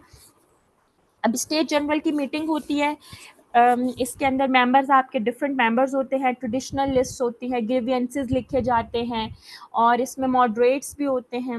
तो ये लोग बाहर खड़े होते हैं और आहिस्ता आहिस्ता लोगों को अंदर बुला रहे होते हैं कि आप लोग आएँ और अपनी ग्रीवियंसेस बताएं। अब ये पिक्चर मैंने थर्ड स्टेट की बताई है, इसमें आपको खुद पता चल रहा होगा कि थर्ड स्टेट बेचारा कौन सा है, ठीक है। आपको इसमें पता चल रहा होगा कि रॉयल कौन है, क्लर्जी कौन है, और आपके थर्ड स्टेट्स वाला जो बंदा है वो इनसे मिल रहा है। तो इस तरह से था। फिर आपकी थर्ड स्टेट की मीटिंग कन्वीन होती है, ये वही बात है जो मैंने आपको उधर पिक्चर फॉर्म में बता दी है। अब आप ये देखें कि पिक्चर फॉर्म में ज़्यादा ही फिजिबल है बजाय इसके कि राइटिंग फॉर्म में। एग्जामिनर के लिए भी ईजी पिक्चर फॉर्म होती है। लिखी मैंने वही बात है, voting was conducted by state, each state had a one vote, first and second could operate as a block to stop the third state from having its way. देखिए मैंने लिखे first state plus second state minus versus, ठीक है, representative from third state depending that voting by population, आप population की base पर करें ताकि हमें मिले। इस तरह से कुछ नहीं होता, डेडलॉक हो जाता है।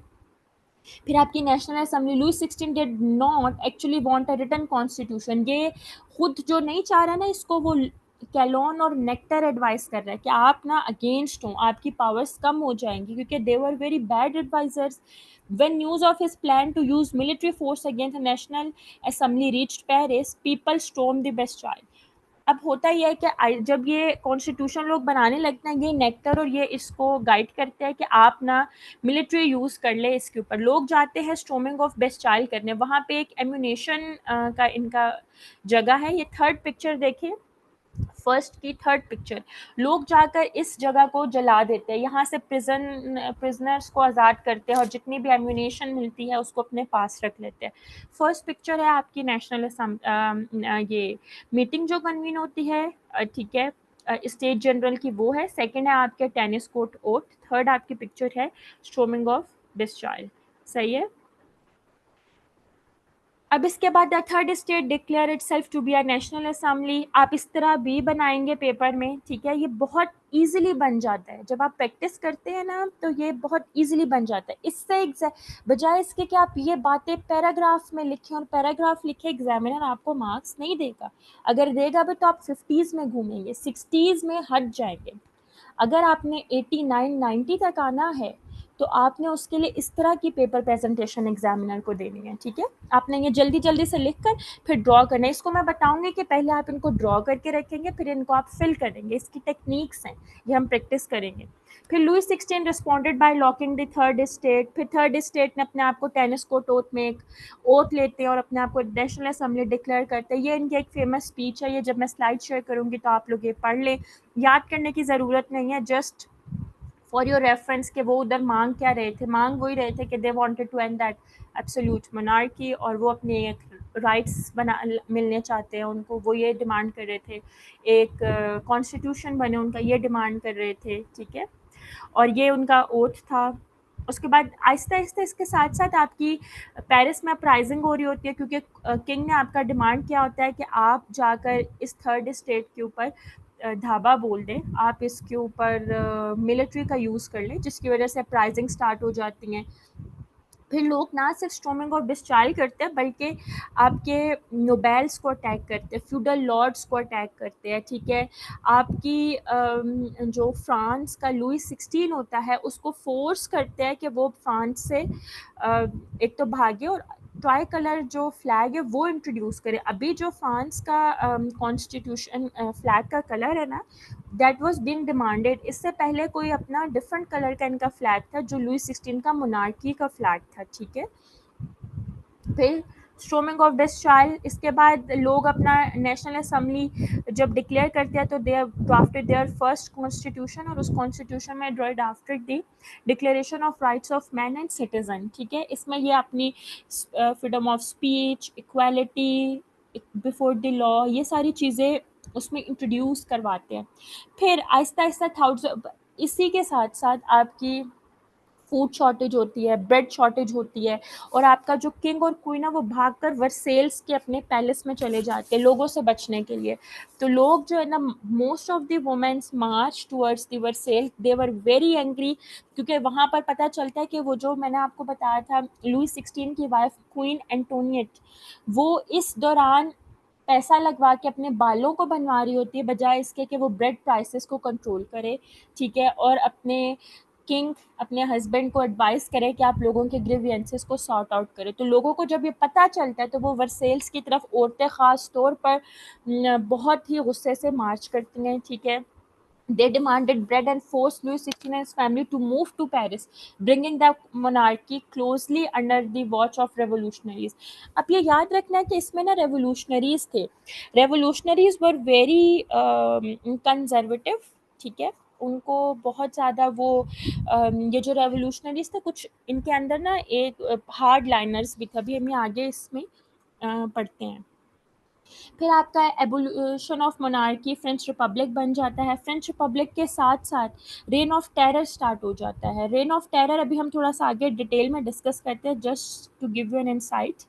रेन ऑफ टेरर बनता है, और रेन ऑफ टेरर में ही आपका ये जो लुई 16 और क्वीन एंटोनियट है, ये ग्लूटाइन जो है कि इनकी एक डिवाइस होती है जिसमें सर डाल के काटा जाता है, उसमें डाल देते ताकि ये दोनों से like people get rid of this. और उसके बाद नेपोलियन का राइज होता है। लोग जो हैं फिर ये डिफरेंट क्या कहते हैं, चैंट्स पढ़ रहे होते हैं, goodbye Versailles, adieu Versailles, ठीक है। लुई 16 की wife Marie Antoinette was the sister of emperor. अब ये सारी चीज़ें आप ये याद रखें, ओ, मैंने आपको ये सारी चीज़ें बताई हैं कि ऑस्ट्रिया में भी इनके रिश्तेदार थे, रशिया में भी, ठीक है, फ्रांस में तो थे खुद, प्रूशिया में भी। तो ये सारी चीज़ें ना क्लोजली देखी जा रही होती हैं आपके ऑस्ट्रियन एम्पायर के साथ भी। और बाकी सारी a group of women, second point, a group of women attacked Versailles, royal family to relocate to Paris. Royal family वापस उनको ना ट्रीटी ऑफ वर्सेल्स से लाकर पेरिस में बंद किया जाता है ताकि हमारे सामने रहें। ये रेवोल्यूशनरीज की डिमांड थी, ठीक है। फिर ये declaration of rights of main and women, पहले मेन आता है फिर आपका वुमेन आता है, जिसके अंदर ये सारी चीज़ें उनको राइट्स ग्रांट की जाती हैं। आप में से जिसका जेंडर स्टडीज़ है, आप ये देखें declaration of rights of women.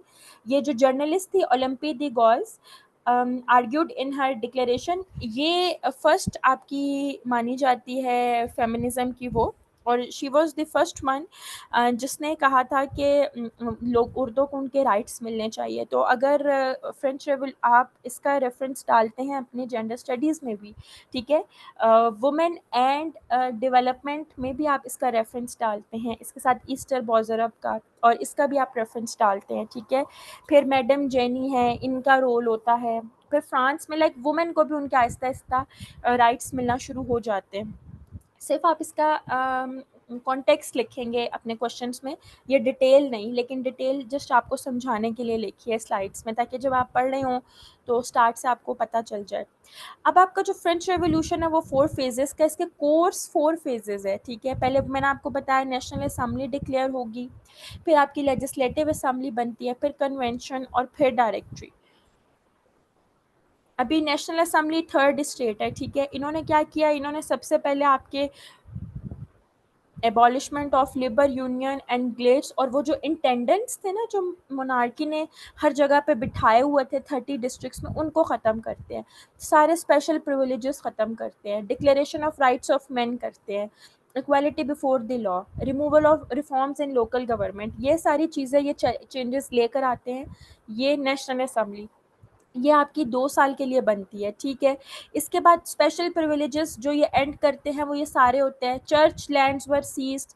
आपको पता होना चाहिए जो बर्डन आपका पीजेंट्री क्लास पर था, इवन अगर आपने नहीं पढ़ते ये स्लाइड, ये आपसे स्किप हो जाती है, तो आपको पता होगा कि जो टैक्सेस, जो लैंड क्लर्जी के पास थी, वो शिफ्ट हो जाती है आपकी पीजेंट्री के पास, और जो टैक्सेस आपकी पीजेंट्री दे रही होती है वो ऑटोमेटिकली शिफ्ट हो जाते हैं आपके क्लर्जीज के पास, ठीक है। वो सारे टैक्सेस, जो सारे उनके पास प्रिविलेजेस थे, जो मैंने आपकी इस स्लाइड में लिखे थे, इस स्लाइड में, ठीक है, ये सारे प्रिविलेजेस जो आपके नोबेल्स और क्लर्जी के पास है, ये वापस ले लिए जाते हैं after the formation of your national assembly, ठीक है। Let me see the group. It's समझ आ रहा है आप सबको?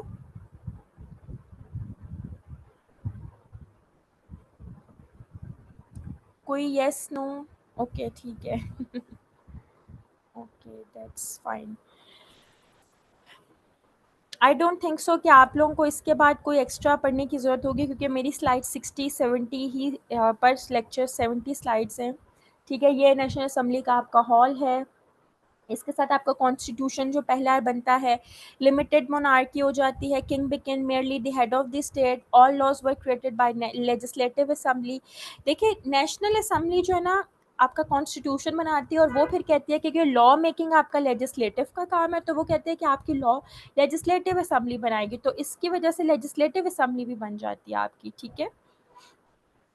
फिर उसके बाद था अनडेमोक्रेटिक फीचर्स ख़त्म कर देते, voting was limited to tax payers. अब वो कहते हैं कि वोट वही कर सकता है जो टैक्स देगा। That was very new thing in the France, क्योंकि टैक्स तो कोई भी नहीं दे रहा था, नोबेल्स और क्लर्जी तो दे ही नहीं रहे थे, इसकी वजह से वो अंडर आ जाते हैं टैक्स फॉर्म्स के। Officers were reserve to property owners. This government became the new known as legislative assembly. Legislative assembly बनती है आपकी, ठीक है। Royal family sought help from Austria. अब देखें यहाँ से कनेक्ट करते हैं, मैंने आपको कहा था कि ऑस्ट्रिया, क्वीन एंटोनियो जो थी ना, उस वो थी ऑस्ट्रिया की, जिसकी शादी हुई हुई थी इस लुई 16 के साथ, जो अपने बालों पे ज़्यादा खर्च करती थी और चीज़ों पे। वो ना अपने घर वालों से मदद लेती है कि भाई फ्रांस में तो बहुत सिचुएशन ख़राब हो गई है, अब आप लोग अभी आ जाए हमें बचाने के लिए, क्योंकि लोगों ने तो उनको पकड़ के रखा होता है, वर्सेल से ला के फ्रांस में, पेरिस में उनको बंद किया होता है ताकि हमारे सामने रहे। जो क्वीन होती है ना, जो रॉयल फैमिली है, जो लुई 16 और इसकी वाइफ है, they hoped that with foreign help the old regime could be restored, ठीक है। Church officials wanted church land rights, सारी चीज़ें। Political party, some devout Catholic peasants also supported the church, सही है। पॉलिटिकल पार्टीज आपकी representing the different, अब इसमें ना कुछ जो मैंने आपको कहा था रेवोल्यूशनरीज थे, उसमें ना दो तरह के रेवोल्यूशनरीज थे। एक कॉन्स्टिट्यूशनलिस्ट थे जो कहते थे सही कॉन्स्टिट्यूशन के तहत ना हम हर चीज़ चलेंगे। एक बन जाते हैं रेडिकल्स, जिसको हम आगे जकोबियंस कहेंगे, जिसका एक बंदा आगे रेन ऑफ टेरर चलाएगा। जकोबियंस वर लाइक दिस, किसी ने भी अपने मुंह से कोई बात निकाली है ना, इसको, इसका सर काट दो, ठीक है। आजकल के दौर में इसको डालकर बस उठाकर ले जाओ, इस तरह का सीन था वहाँ पर, ठीक है। डिक्लेरेशन ऑफ पिलनेस कन्वेंशन, अभी आपकी स्लाइड है। अच्छा, अब आपका हो जाता है, देखिए ये बहुत इंपॉर्टेंट डिक्लेरेशन है, ये पहली एक साइंड एग्रीमेंट ट्रिटी डिक्लेरेशन होती है बिटवीन ऑस्ट्रिया एंड प्रूशिया। ये आपने ना लिखनी है पेपर में, और बहुत मज़े से आप पेपर में लिखें इसको, क्योंकि एग्जामिनर को ना ये बहुत चीज़ याद होती है। इवन मुझसे मेरे इंटरव्यू में भी पूछी गई थी डिक्लेरेशन ऑफ पिलनेट्स, तो ये ना बहुत एक इम्पॉर्टेंट चीज़ है। This was sign between Austria and Prussia to intervene militarily in France. मैंने आपको कहा था कि फ़्रांस की नेबरिंग कंट्रीज़ में भी यही एब्सोल्यूट मोनार्की थे, और ये रिश्तेदार थे फ्रांस के। आपस में ऑस्ट्रिया और प्रूशिया साइन कर देते हैं डिक्लेरेशन, देखते हुए कि if French king Louis 16 and his monarchy was harmed further, अगर इसको खतरा हुआ तो आप और मैं ना मिलिटरीली इंटरवीन कर देंगे फ्रांस में, इस तरह फ्रेंच बच जाएगा। Because after the start of French revolution king tried to escape but caught. Austrian Prussia wanted to help France, but to protect the monarchy and stop the revolutionary ideas. एक तो वो France के रिश्तेदार थे, दूसरा वो चाहते थे कि जो फ्रांस के आइडियाज है ना, revolutionary ideas, liberty, fraternity, equality, ये फ्रांस में स्प्रेड, ये ऑस्ट्रिया और प्रूशिया में स्प्रेड ना हो, तो हमें तो किसी तरह से रोकना पड़ेगा। अब आप लोग ये आहिस्ता आहिस्ता यहाँ से देखें, नेपोलियन जब हम कल कंप्लीट करेंगे उसके बाद मैं आपको बताऊंगी कि जो आइडियाज़ थे ना, लिबरलिज्म, सोशलिज्म, इस तरह के, ये देखिए अभी से सप्रेस कर रहे हैं सारी कंट्रीज, तो हम इसका एक कनेक्शन बिल्ड करेंगे क्वेश्चन के साथ, और मैं उसकी आउटलाइन भी आपको दूंगी, गूगल क्लासरूम में अपलोड करूंगी। अभी देखिए पहले था, मैंने आपको यहाँ पर बताया नेशनल असेंबली, लेजिस्लेटिव असेंबली, अब कन्वेंशन, कन्वेंशन पर आ रहे हैं, ठीक है। कन्वेंशन थी, convention met for the first time, अब कन्वेंशन जिंदगी में पहली बार बनी है। इसमें थे 850 मेंबर्स और सारे रेडिकल्स, रेडिकल्स का मतलब जेकोबियंस, जेकोबियंस का मतलब ये सारे रेडिकल थे, वो कहते थे कि फ्रेंच रिपब्लिक बनेगा, बट जो कोई इसके अगेंस्ट आएगा ना, उसको आपने उस ग्लूटाइन में डालकर उसका सर काट देना, ठीक है। इसमें थोड़े से लोग ऑपोजिशन में भी थे, जिसको हम ग्रैंडोनिस्ट कहते हैं, या आप इसको कॉन्स्टिट्यूशनलिस्ट भी कह सकते हैं। वो कहते थे कि ठीक है यार, आप लोग थोड़ा मॉडरेटली चले। जोकोबियंस कहते थे नो, डेंटन और Robespierre was the famous ones, ठीक है, ये कहते थे नो। इसकी वजह से जब ये कन्वेंशन बन जाती है, कन्वेंशन तो बहुत बड़े मेंबर्स की बनती है, और दीज वर दी वन जो आगे से रूल कर रहे होते हैं लोगों को, तो और पावर में सबसे ज़्यादा ये आ जाता है क्योंकि 850 लोग हैं। ये ना जितने भी साइडों पे कंट्रीज़ होती है ना, Austria, England, Holland, Prussia, Sardinia, Spain, आपने ये सारे याद रखना है कि यहाँ पर भी ना एब्सोल्यूट मोनार्की है। ये सब ना एक अलायंस बना देते हैं कि फ्रांस को इन्वेट करते हैं ताकि फ्रेंच किंग बन जाए। इतनी देर में जो जेकोबियंस होते हैं वो फ्रेंच के किंग को एग्जीक्यूट कर देते हैं। वो कहते हैं कि अगर कोई किंग आएगा फ्रेंच किंग को बचाने तो हम उसको भी नहीं छोड़ेंगे। तो इसकी वजह से ना पूरे यूरोप में बहुत ज़्यादा एक वो क्योस, डर का माहौल पैदा हो जाता है। इसके साथ साथ बस थोड़ा सा दिमाग में आपने रखना है, ये हम कल पढ़ेंगे, नेपोलियन जो है ना, नेपोलियन वो ना मिलिट्री लीडरशिप का मालिक होता है आपके फ्रांस का। इसके साथ साथ ना एक फ्रेंच में ऑलरेडी देखें कितना क्योस है, मिलिट्री के थ्रू जो नेपोलियन होता है रेवोल्यूशनरी वॉर्स कर रहा होता है। ये देखें, whole Europe stood against and revolutionary war started. Revolutionary wars आपका कौन कर रहा है? नेपोलियन कर रहा है, ठीक है। नेपोलियन रेवोल्यूशनरी वॉर्स कर रहा होता है और उसमें आइडियाज स्प्रेड कर रहा होता है अपने, ठीक है। द मोस्ट मेमोरेबल जेकोबियंस, जेकोबियन आपने याद रखने हैं, हार्ड लाइनर्स थे, एक्सट्रीमिस्ट थे, ठीक है, राइट विंग था, ये बहुत ज़्यादा थे, Danton and Robespierre. Abolition of monarchy हो जाती, यही कन्वेंशन आपके मोनार्की को एबॉलिश कर देती है। आपका अगर आपसे पेपर में वो कोर्स ऑफ फ्रेंच रेवोल्यूशन पूछते हैं ना स्टूडेंट्स, तब आपने ये कोर्स लिखना है, ये 4 फेजेस का कोर्स था, ठीक है।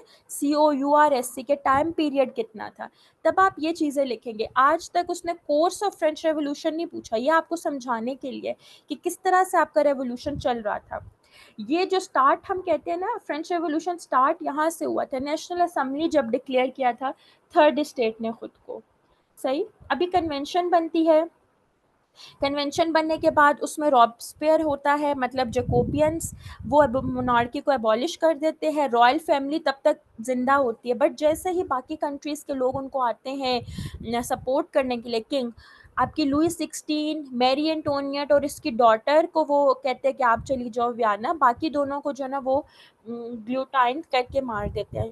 उसके बाद आपका बाकी डिफरेंट जितने भी किंग होते हैं उनको वो प्रिजन में डाल देते हैं, और ये सारा रॉबस्पियर कर रहा है। ठीक है, ये डिफरेंट मेमोरियल्स है। अभी ये देखिए ग्लूटाइन की मैंने पिक्चर डाली है यहाँ पर बस लाइव डाल रहे होते लोगों को, लोग बहुत ज़्यादा खौफज़दा हो जाते हैं, इवन आपका सारा यूरोप देखते हुए कि किस तरह की सिचुएशन पैदा हो रही है।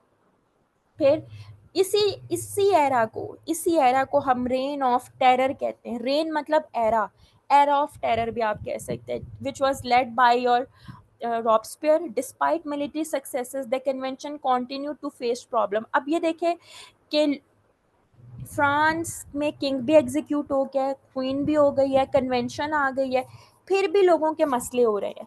अब जो मसले होते हैं ना वो ये होते हैं कि जो Danton and his Jacobin political party came to dominate French politics, ठीक है, they formed a committee of public safety. ये ना एक अपनी कमेटी बनाते हैं सेफ्टी की। वो कहते हैं कि कोई भी बंदा, अगर हमें कोई भी मुंह से बोलते हुए बंदा पता चला ना कि कोई भी अगेंस्ट है हमारी सोसाइटी के, तो हम ना उसको एक रेवोल्यूशनरी ट्रिब्यूनल में डालेंगे और इस कमेटी के तहत ना हम उसका भी सर काट देंगे, ठीक है।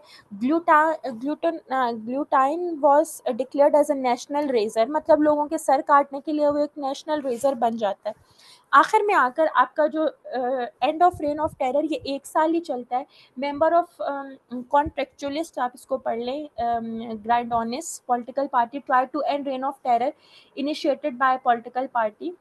ये अपोजिशन में आते हैं आपके कमेटी ऑफ पब्लिक सेफ्टी के, ठीक है। जब ये इसके डिफरेंट आते हैं तो जो बाकी लोग होते हैं वो कॉन्ट्रेक्चुअलिस्ट का साथ देने लग जाते हैं, और आहिस्ता आहिस्ता आपके जो ये रॉब्सपियर होता है इसको भी उसी ग्लोटाइन में इसका सर काट कर मार दिया जाता है। लास्ट लाइन देखिए, convention set Robespierre and other members of the Committee of Public Safety to Glutine. Robespierre was glutined on 28 जुलाई 1794। ये 1 साल का होता है ये रेन ऑफ टेरर। अब ख़त्म।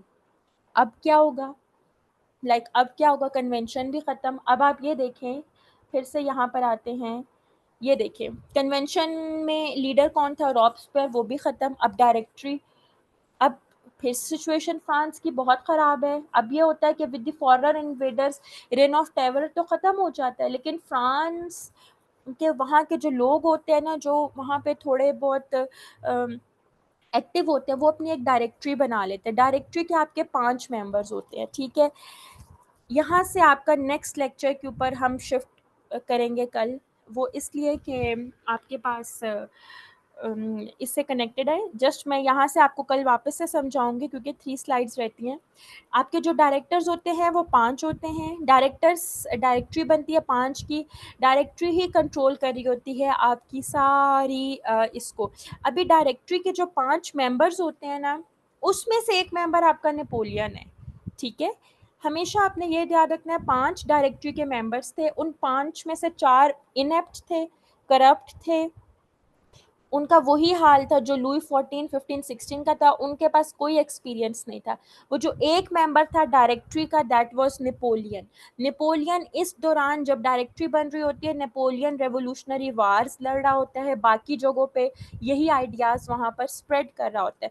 जब वो आता है फ्रांस और वो सिचुएशन देखता है कि directory suffered from corruption and poor administration first, the people of France grew poorer and more frustrated with their government. Second, despite or perhaps because of these struggles, French developed a strong feeling of nationalism.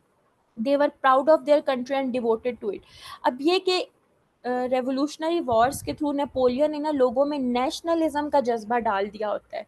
बाकी countries में, France की army में, चीज़ों में, ठीक है। और लोग क्योंकि अपनी जो लीडरशिप थी उनसे तंग आ गए होते हैं, they suffered because they suffered corruption, poor administration. लोग चाहते हैं कोई हमें आके मसीहा बचा ले बस।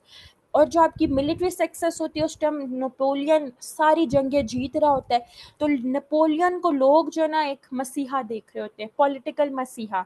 It would be a military leader, Napoleon Bonaparte coming to power as a coup d'etat who would end the 10-year period of French revolution, ठीक है। यहाँ पर आपका फ्रेंच रेवोल्यूशन ख़त्म होता है, उसके बाद नेपोलियन आएगा। नेपोलियन मैं आपको जब कल पढ़ाऊँगी उसमें वो अपने आप को डिक्लेयर करवाएगा एम्परर, और इस तरह से आपका फ्रेंच रेवोल्यूशन ख़त्म होगा और नेपोलियन एरा स्टार्ट होगा। एडमंड बर्की ने अपनी बुक में लिखा है reflections on French revolution is not a mayor revolution, it will later on change into a military dictatorship. ठीक है, आपके ऊपर मिलिट्री डिक्टेटर, ये क्वेश्चन भी आपका आ सकता है कि फ्रेंच रेवोल्यूशन ने कैसे मिलिट्री डिक्टेटरशिप को स्पेयर हेड किया था, तो वो हम बताएंगे और पढ़ेंगे कि because of all of these things which suffered which pave the way for the rise of Napoleon, क्योंकि Napoleon was a military man और उसने मिलिट्री के ही थ्रू वो करता है। Last but not the least, legacy. Legacy आपको अगर ये नहीं भी लिखा हो ना तो तब भी आपको पता होनी चाहिए कि लेगेसी क्या है। आपकी जो ट्रेडिशनल एब्सोल्यूटिज्म था वो ख़त्म हुआ है, डेमोक्रेटिक वैल्यूज़ आपकी आती हैं, आपकी जो एब्सोल्यूट रिजीम्स थी वो ओवरथ्रोन होती हैं, आपके मॉडर्न वैल्यूज़ ऑफ कैपिटलिज्म अनलेस्ड होती है, फ्यूडलिज्म आपका एबॉलिश्ड होता है, लोगों को उनके rights of declaration of rights of man मिलते हैं, liberty, fraternity, equality, rise of nationalism. आप इसमें अगर आपके पास टाइम कम है ना तो आप ये बस 10 पॉइंट सर्कल की फॉर्म में भी लिख सकते हैं। एग्जामिनर आपसे ये नहीं मांग रहा कि आपने इनके ऊपर 5-5 पैराग्राफ लिखे हैं, 2-2 पैराग्राफ लिखे, नो। एग्जामिनर की एक बेसिक अंडरस्टैंडिंग है कि आपके पास बहुत सारा कंटेंट है लिखने के लिए, अगर आप उसको चीज़ें प्रोवाइड कर देंगे, good to go. 4, rise of nationalism, future revolutions की इंस्पिरेशन मिलेगी, नेपोलियनिक कोड्स मिलेंगे, इलेक्शन स्टार्ट होते हैं और आपके रिटर्न लॉज बनते हैं। ठीक है, आपके ये 3 क्वेश्चंस आए हैं। पहला क्वेश्चन देखते हैं, ये मैं इसकी आउटलाइन आपके साथ गूगल क्लासरूम में शेयर करूँगी, वहाँ पर अपलोड करूँगी वर्ड फॉर्म में। फ्रेंच रेवोल्यूशन ये मैंने अपने ओरिएंटेशन क्लास में भी आप लोगों को बताया था। French revolution was an extraordinary event of 18th century, deliberate in detail the causes and the consequences of French Revolution। ठीक है, कॉजेज आपने वो सारे, कॉन्सिक्वेंसेज में आप ये लेगेसी लिखेंगे। ठीक है, according to the Austrian chancellor claims von Metternich, when France seizes the whole Europe got cold, discuss the statement and the light of French Revolution। इसमें हम ये सारा लिखेंगे, बट मैं इसकी जब आपको आउटलाइन वन वन लाइनर इसमें प्रोवाइड करूंगी तो आपके पास इजीली समझ आ जाएगा कि किस तरह से, और अगर कोई डिफरेंट क्वेश्चन फ्रांस का बनता भी है तो वो मैं आपकी जब टेस्ट सीरीज लूँगी तो मैं उसमें कुछ ऐड ऑन करूँगी ताकि I would be having that idea कि आप किस तरह से सॉल्व करें। अब ये देखिए third question, rational ideas and fear determined the course of French Revolution in the 18th century, discuss। अब देखिए रैशनल आइडियाज़ भी हैं एंड फियर भी है, दोनों चीज़ें हैं। इसको हम किस तरह से लिखेंगे ये मैं आपको अपनी आउटलाइन में इंशाल्लाह उसमें बताऊंगी। यहाँ तक कोई क्वेश्चन किसी का तो प्लीज़ वो कर दे। एक तो आज क्लास बहुत लेट स्टार्ट हुई है और हैंड रेस कर दे, कोई भी क्वेश्चन है, कोई भी क्वेरी है तो आई कैन एड्रेस, या क्वेश्चन उसमें लिख दें, मैं आपको अनम्यूट कर देती हूँ।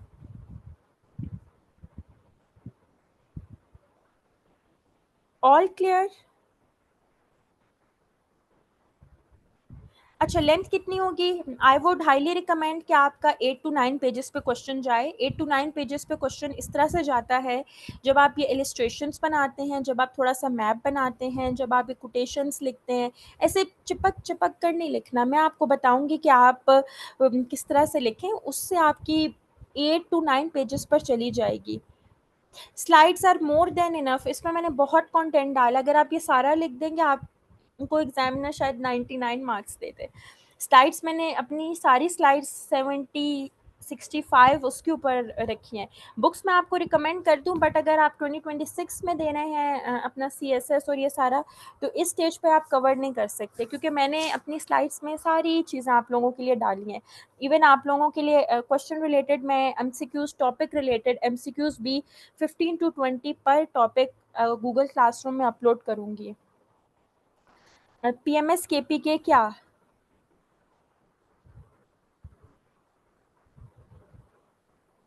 अच्छा, आप किसी ने क्या कहा है कि बुक कोई लेनी है? अगर आप ख़ास कुछ स्टूडेंट्स होते हैं जिनको बुक से पढ़कर ही उनका दिल भरता है तो फिर वो बुक ले सकते हैं, और मैं बुक क्लासरूम में तीनों बुक्स आपको रिकमेंड कर देती हूँ।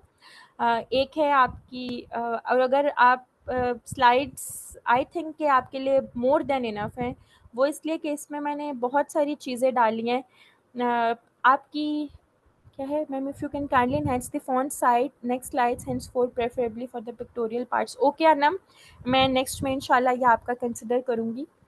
और ये कि लेंथ कितनी होगी मैंने बता दिया है। पीएमएस केपीके की स्ट्रैटेजी, डियर इसके लिए आप सर उस्मान से गाइडेंस लें, क्योंकि मैंने पीएमएस केपीके नहीं दिया, मैंने पीएमएस बलूचिस्तान दिया हुआ है, तो I can guide well related to this. Ma'am it must be hard to compress this 70 slides. No, it's very easy. मैं आपको बताऊंगी, आप परेशान ना हो, मैं आपको बताऊंगी इंशाल्लाह। उसके लिए ये है कि इजी हो जाता है। आपने हर चीज़ एग्ज़ाम में नहीं लिखनी होती है। आप एग्ज़ाम में बेसिक उसको चीज़ बताते हो, और जो क्वेश्चन उसने स्ट्रेस आउट किया होता है आप उसके ऊपर वो बता देते हैं, वो थोड़ा डिटेल में बताते हैं। मैं आपको बताऊंगी, आपका 8 टू 9 पेजेस पे जाएगा क्वेश्चन।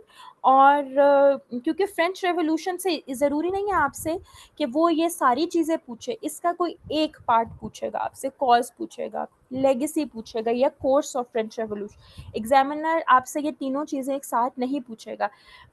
आप एमसीक्यूज़ कैसे कवर करें? एमसीक्यूज़ के लिए आपकी एक बुक है, इल्मी वालों की ही शॉर्ट एमसीक्यूज़ की बुक है, एक यूरोपियन हिस्ट्री का कैप्सूल, आप वो ले लें, उर्दू बाज़ार से ही आपको मिलेगा। इसके साथ साथ मैं अपनी गूगल क्लासरूम में हर टॉपिक से रिलेटेड 15 टू 20 एमसीक्यूज़ निकाल कर सारे, और जो मुझे लगता है कि आ सकते हैं या आए हैं, वो मैं सारे आपके साथ अपलोड कर दूँगी, सारे टॉपिक्स के।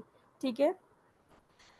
इल्मी की है, यूरोपियन हिस्ट्री का कैप्सूल है, उसके अंदर आपको एमसीक्यूज़ मिल जाएँगे। ठीक है? जी, जी, रिकॉर्डिंग्स भी प्रोवाइड होंगी। अभी ये रिकॉर्डिंग अपलोड होगी आज रात या कल तक।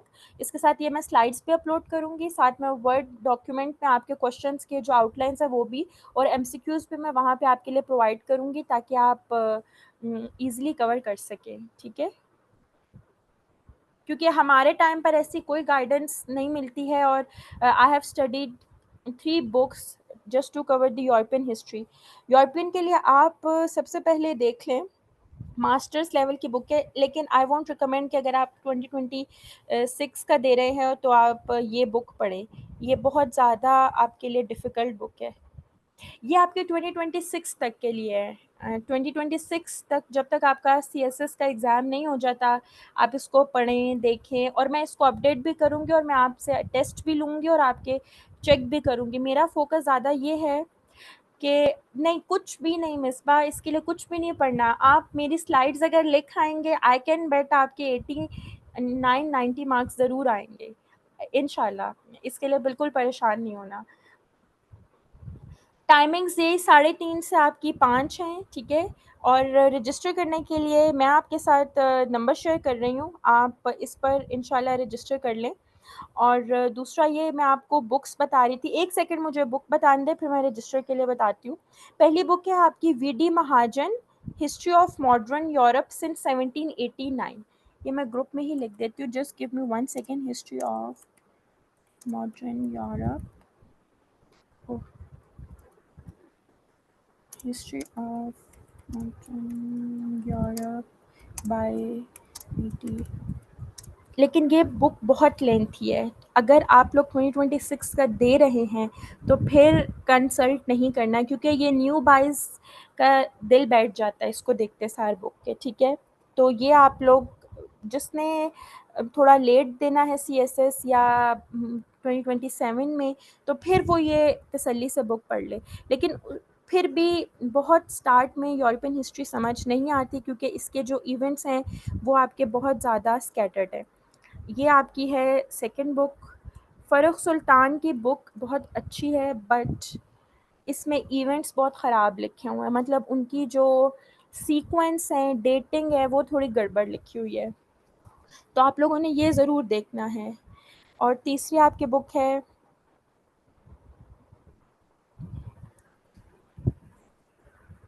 ये जो मैंने आपकी रेफरेंसेस चीज़ें निकाली हैं, that is from H L peacock. ये आपकी तीनों रिकमेंडेड बुक्स में से हैं। एच एल पीकॉक की है मॉडर्न, और इसके ऊपर मैंने एक सिंपल बुक पढ़ी है साइमन जेंकिंस की, वो बहुत अच्छी आपकी बुक है। मॉडर्न यूरोपियन हिस्ट्री है, मॉडर्न यूरोपियन हिस्ट्री, ठीक है। अच्छा डियर 20 क्लासेस हैं और मैं इंशाल्लाह आपका 20 डेज़ में हो जाएगा। हाँ, अरफा बलूचिस्तान में इंटरनेट का बहुत इशू है। आपकी ये आज रात तक रिकॉर्डिंग, क्योंकि क्लाउड उस पे अपलोड करने में टाइम लगता है, तो मेरी कोशिश होगी कि मैं ये स्लाइड और ये सारी चीज़ें अपलोड कर दूँ इंशाल्लाह। आज नहीं तो कल सुबह तक आपकी अपलोड हो जाएंगी। ये तीनों बुक्स हैं आपकी। मैं जस्ट नंबर शेयर कर दूँ 1 सेकंड क्लास, ताकि आप लोग अपना रजिस्टर करवा सके। Just 1 second.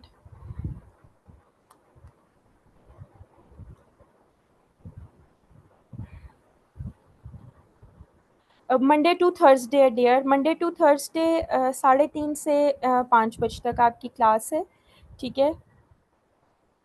बिल्कुल बहुत लेंथी, और ये सबसे शॉर्ट बुक मैंने आपको बताई है, ठीक है, सबसे शॉर्ट बुक बताई है। जस्ट इसमें आउटलाइंस वगैरह लिखी हैं। अगर आपकी इसके अलावा आपकी बहुत ज़्यादा लेंथी बुक्स हैं और चीज़ें हैं। पेपर प्रेजेंटेशन मैं आपको बताऊंगी, पेपर प्रेजेंटेशन के साथ मैं इंशाल्लाह आपको बताऊंगी कि आपने शॉर्ट बुक नहीं है डियर, शॉर्ट बुक नहीं है। ये तीनों ही सबसे जो अच्छी स्टेम बुक है वो आपकी फ़र्रुख सुल्तान की है। इसमें आपको आउटलाइंस मिल जाएंगी, लेकिन ये बहुत लेंथी है, ठीक है। जी जी बेटा, मैं एक सेकेंड नंबर बता रही हूँ, जस्ट 1 सेकेंड, 1 सेकेंड। जी, रजिस्ट्रेशन के लिए नंबर है आपका 031446000454,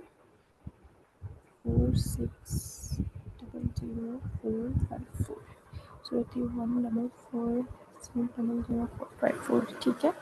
मैं पेपर प्रेजेंटेशन टेक्निक्स भी बताऊंगी, मैं अपने पेपर आपके साथ शेयर भी करूंगी, और मेरा फोकस ज़्यादा है आपके क्वेश्चन की पेपर प्रेजेंटेशन पर भी, क्योंकि मैं कंटेंट आपको सारा प्रोवाइड कर दूंगी, लेकिन उसको कैसे आपने जॉट डाउन करना है, किस तरीके से आपने उसको लेकर चलना और कैसे आपने लिखना है, और मेनली इंट्रोडक्शन, उसके कोटेशंस, आप कंक्लूजन से पहले क्रिटिकल एनालिसिस डालेंगे, ठीक है।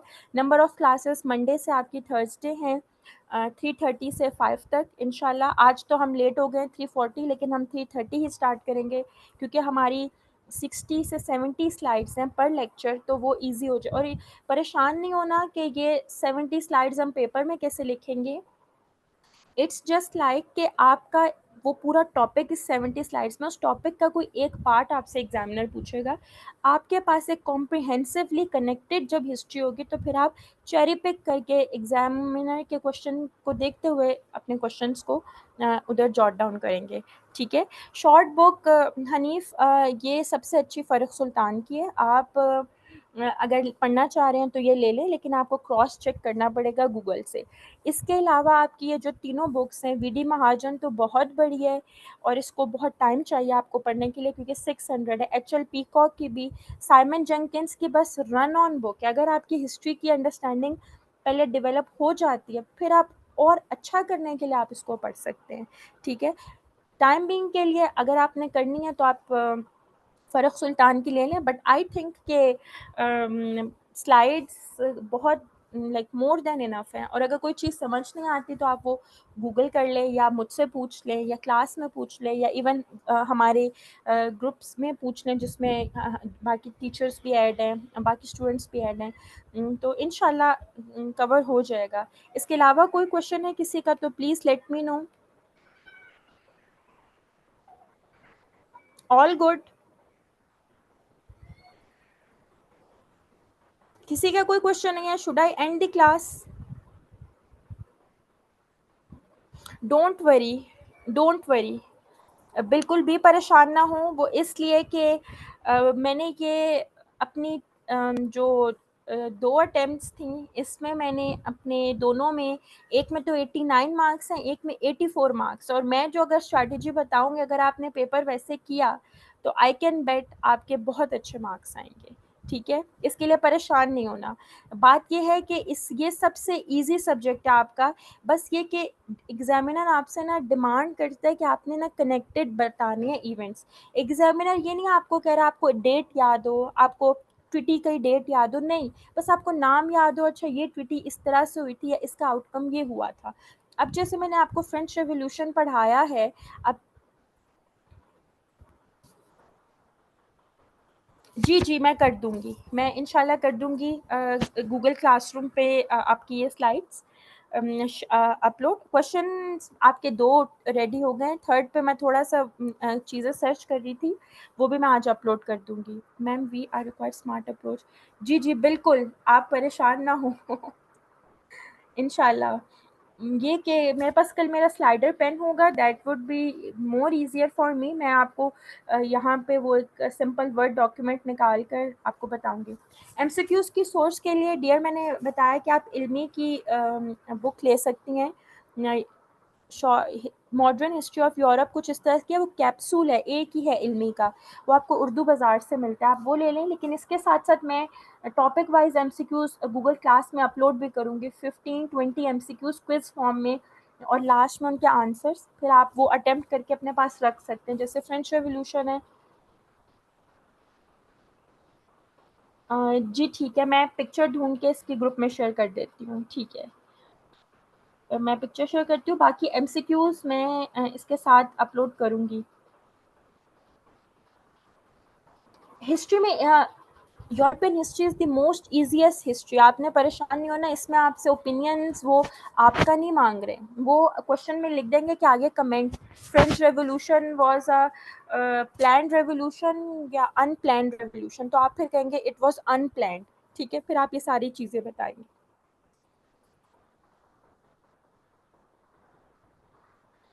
हनीफ़, अगर आपने पता नहीं रजिस्ट्रेशन करवाई है या नहीं, आप रजिस्ट्रेशन करा लें तो फिर आपको शायद ग्रुप में उन्होंने ऐड नहीं किया, मुझे आइडिया नहीं है। यहाँ पर 29 स्टूडेंट्स मेरे साथ ऐड है यूरोपियन हिस्ट्री में। अगर आप उनसे करा लें तो वो हो जाएँगे। परेशान नहीं होना मिसबा और बाकी सब। आप लोगों की हिस्ट्री बहुत अच्छी प्रिपेयर हो जाएगी और मैं आपके साथ टेक्निक्स भी शेयर करूँगी। इट्स जस्ट कि इंग्लिश आपकी उस लेवल तक की हो कि आपको जो मैंने चीज़ें पढ़ाई हैं वो आप लिख लें। बाकी कोटेशंस, क्रिटिकल एनालिसिस, डायग्राम्स आपने कैसे बनानी है, इवन अगर एक पैराग्राफ है और आपको पता है कि टाइम कम है, आप उसको छोटे-छोटे बुलेट्स में कैसे बताएँगे, पेपर प्रेज़ेंटेशन आपकी कैसी होगी, आपको वो मैं दिखाऊँगी, ठीक है? जिसकी वजह से आई थिंक कि मेरा 89 तक स्कोर किया है। इंशाल्लाह आप परेशान ना हो। इसके अलावा किसी और का कोई क्वेश्चन एमसीक्यूज़ मैं आपके साथ बुक शेयर कर दूँगी। इसके अलावा मैं हर टॉपिक से related 15-20 MCQs what about quality jargons without reading a book, इसमें डियर एज सच jargons नहीं है, बट जितने jargons यूज़ हुए हैं आपके हिस्ट्री में वो ये, अगर आप you want to read a good book then आप एच एल पीकॉक की ज़रूर पढ़ लो। एच एल पीकॉक की बुक बहुत अच्छी है, बट ये कि it will consume a month easily, ठीक है? और वो सिर्फ़ फिर आपको क्योंकि एब्ज़ॉर्ब करने में टाइम लगता है। अगर आप पढ़ सकें, क्योंकि उसमें कहीं पर भी आपके आउटलाइन्स, इंट्रोडक्शंस कुछ भी नहीं लिखे, इट्स रन ऑन। तो आप वो अगर पढ़ोगी, बुक तो बहुत अच्छी हैं ये तीनों, लेकिन ये है कि फिर उसमें आपका टाइम जाएगा। बट आप अगर पढ़ना चाहती हो कि आपकी और अच्छी एनहांसमेंट हो, तो मेरी साइड से कोई आपको वो नहीं है। डियर नेक्स्ट मंथ का मुझे नहीं आइडिया, ये मुझे बिल्कुल भी नहीं पता। आई थिंक कि फ़िलहाल यही कोर्स है। बाकी sir Usman can better tell, अभी तक कोई भी प्लान नहीं है नेक्स्ट कोर्स यूरोपियन हिस्ट्री का।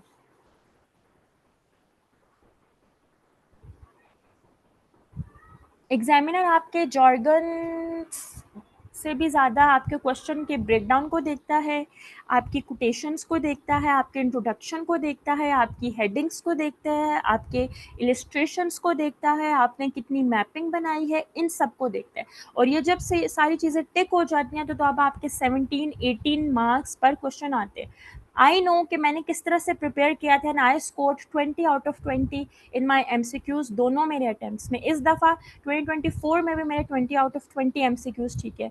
तो वो सारी एमसीक्यूज़ चीज़ें मैं आप लोगों के लिए वर्ड डॉक्यूमेंट में एक्स्ट्रा एफर्ट है, बट मैं वो वर्ड डॉक्यूमेंट में साथ गूगल क्लासरूम में अपलोड करूँगी ताकि स्टूडेंट्स के लिए ईज़िली हो कि वो साथ-साथ एमसीक्यूज़ भी कवर करते जाएँ। बाकी जितनी कोटेशंस जो चीज़ें मैंने की हैं, मैं आपकी साथ-साथ स्लाइड्स में मैंने डाली हैं। अगर आप लोगों ने फ़ोकस किया है तो वो येलो जो हेडिंग्स हैं, चीज़ें हैं वो। यूरोप के मैप मैं आपको सही से समझाऊँगी क्वेश्चंस के साथ, ठीक है?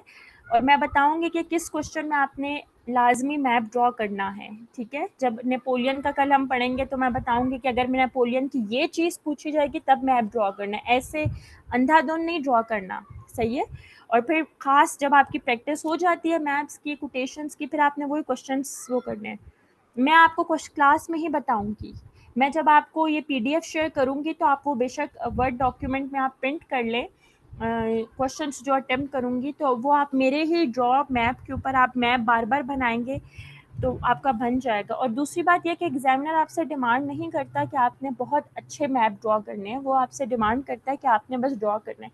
जस्ट 1 सेकंड, मुझे लगता है आप में से कुछ स्टूडेंट्स बिल्कुल न्यू हैं मेरे साथ, मैं आपके साथ अपने एक मैप की सीक्वेंस शेयर करती हूँ।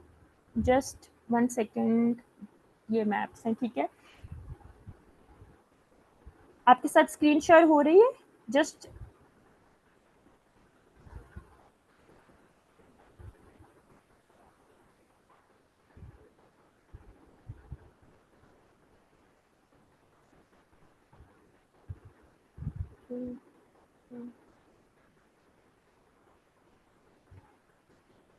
ठीक है, ये देखें आपकी, अब ये देखें कि आपका है ये मैंने जस्ट, मेरे पास फ़िलहाल यही सामने था, मैंने लास्ट टाइम भी दिखाया था, मैं ये निकालूँगी नेपोलियन के लिए भी। इटली के ऊपर जब हम इटालियन यूनिफ़िकेशन पढ़ेंगे तो हम इस तरह का मैप ड्रॉ करेंगे। हम एग्ज़ामिनर को बस बताएँगे कि हमें मैप का पता है और हमें एरियाज़ पता है। हमें पता है कि पीडमाउंट सार्डिनिया किधर है, हमें पता है कि ऑस्ट्रियन हैब्सबर्ग किधर है, हमें पता है पेपल कहाँ पे है, नेपल्स कहाँ पे है, सिसिली कहाँ पे है, ठीक है? जब हम कोई हिस्ट्री की चीज़ बताएँगे तो हमें ऊपर वाली, जैसे मैंने आपके साथ बनाकर बताई हुई है एक टाइमलाइन, हम वैसे जल्दी से बनाएँगे, ठीक है? मैप्स हम इस तरह से बनाएँगे, जर्मनी की हम बनाएँगे। तो ये एक सिंपल बेसिक है, ये मैं आपके साथ क्लास में इंशाल्लाह साथ-साथ शेयर करूँगी। तो इसके लिए आपने वो नहीं होना।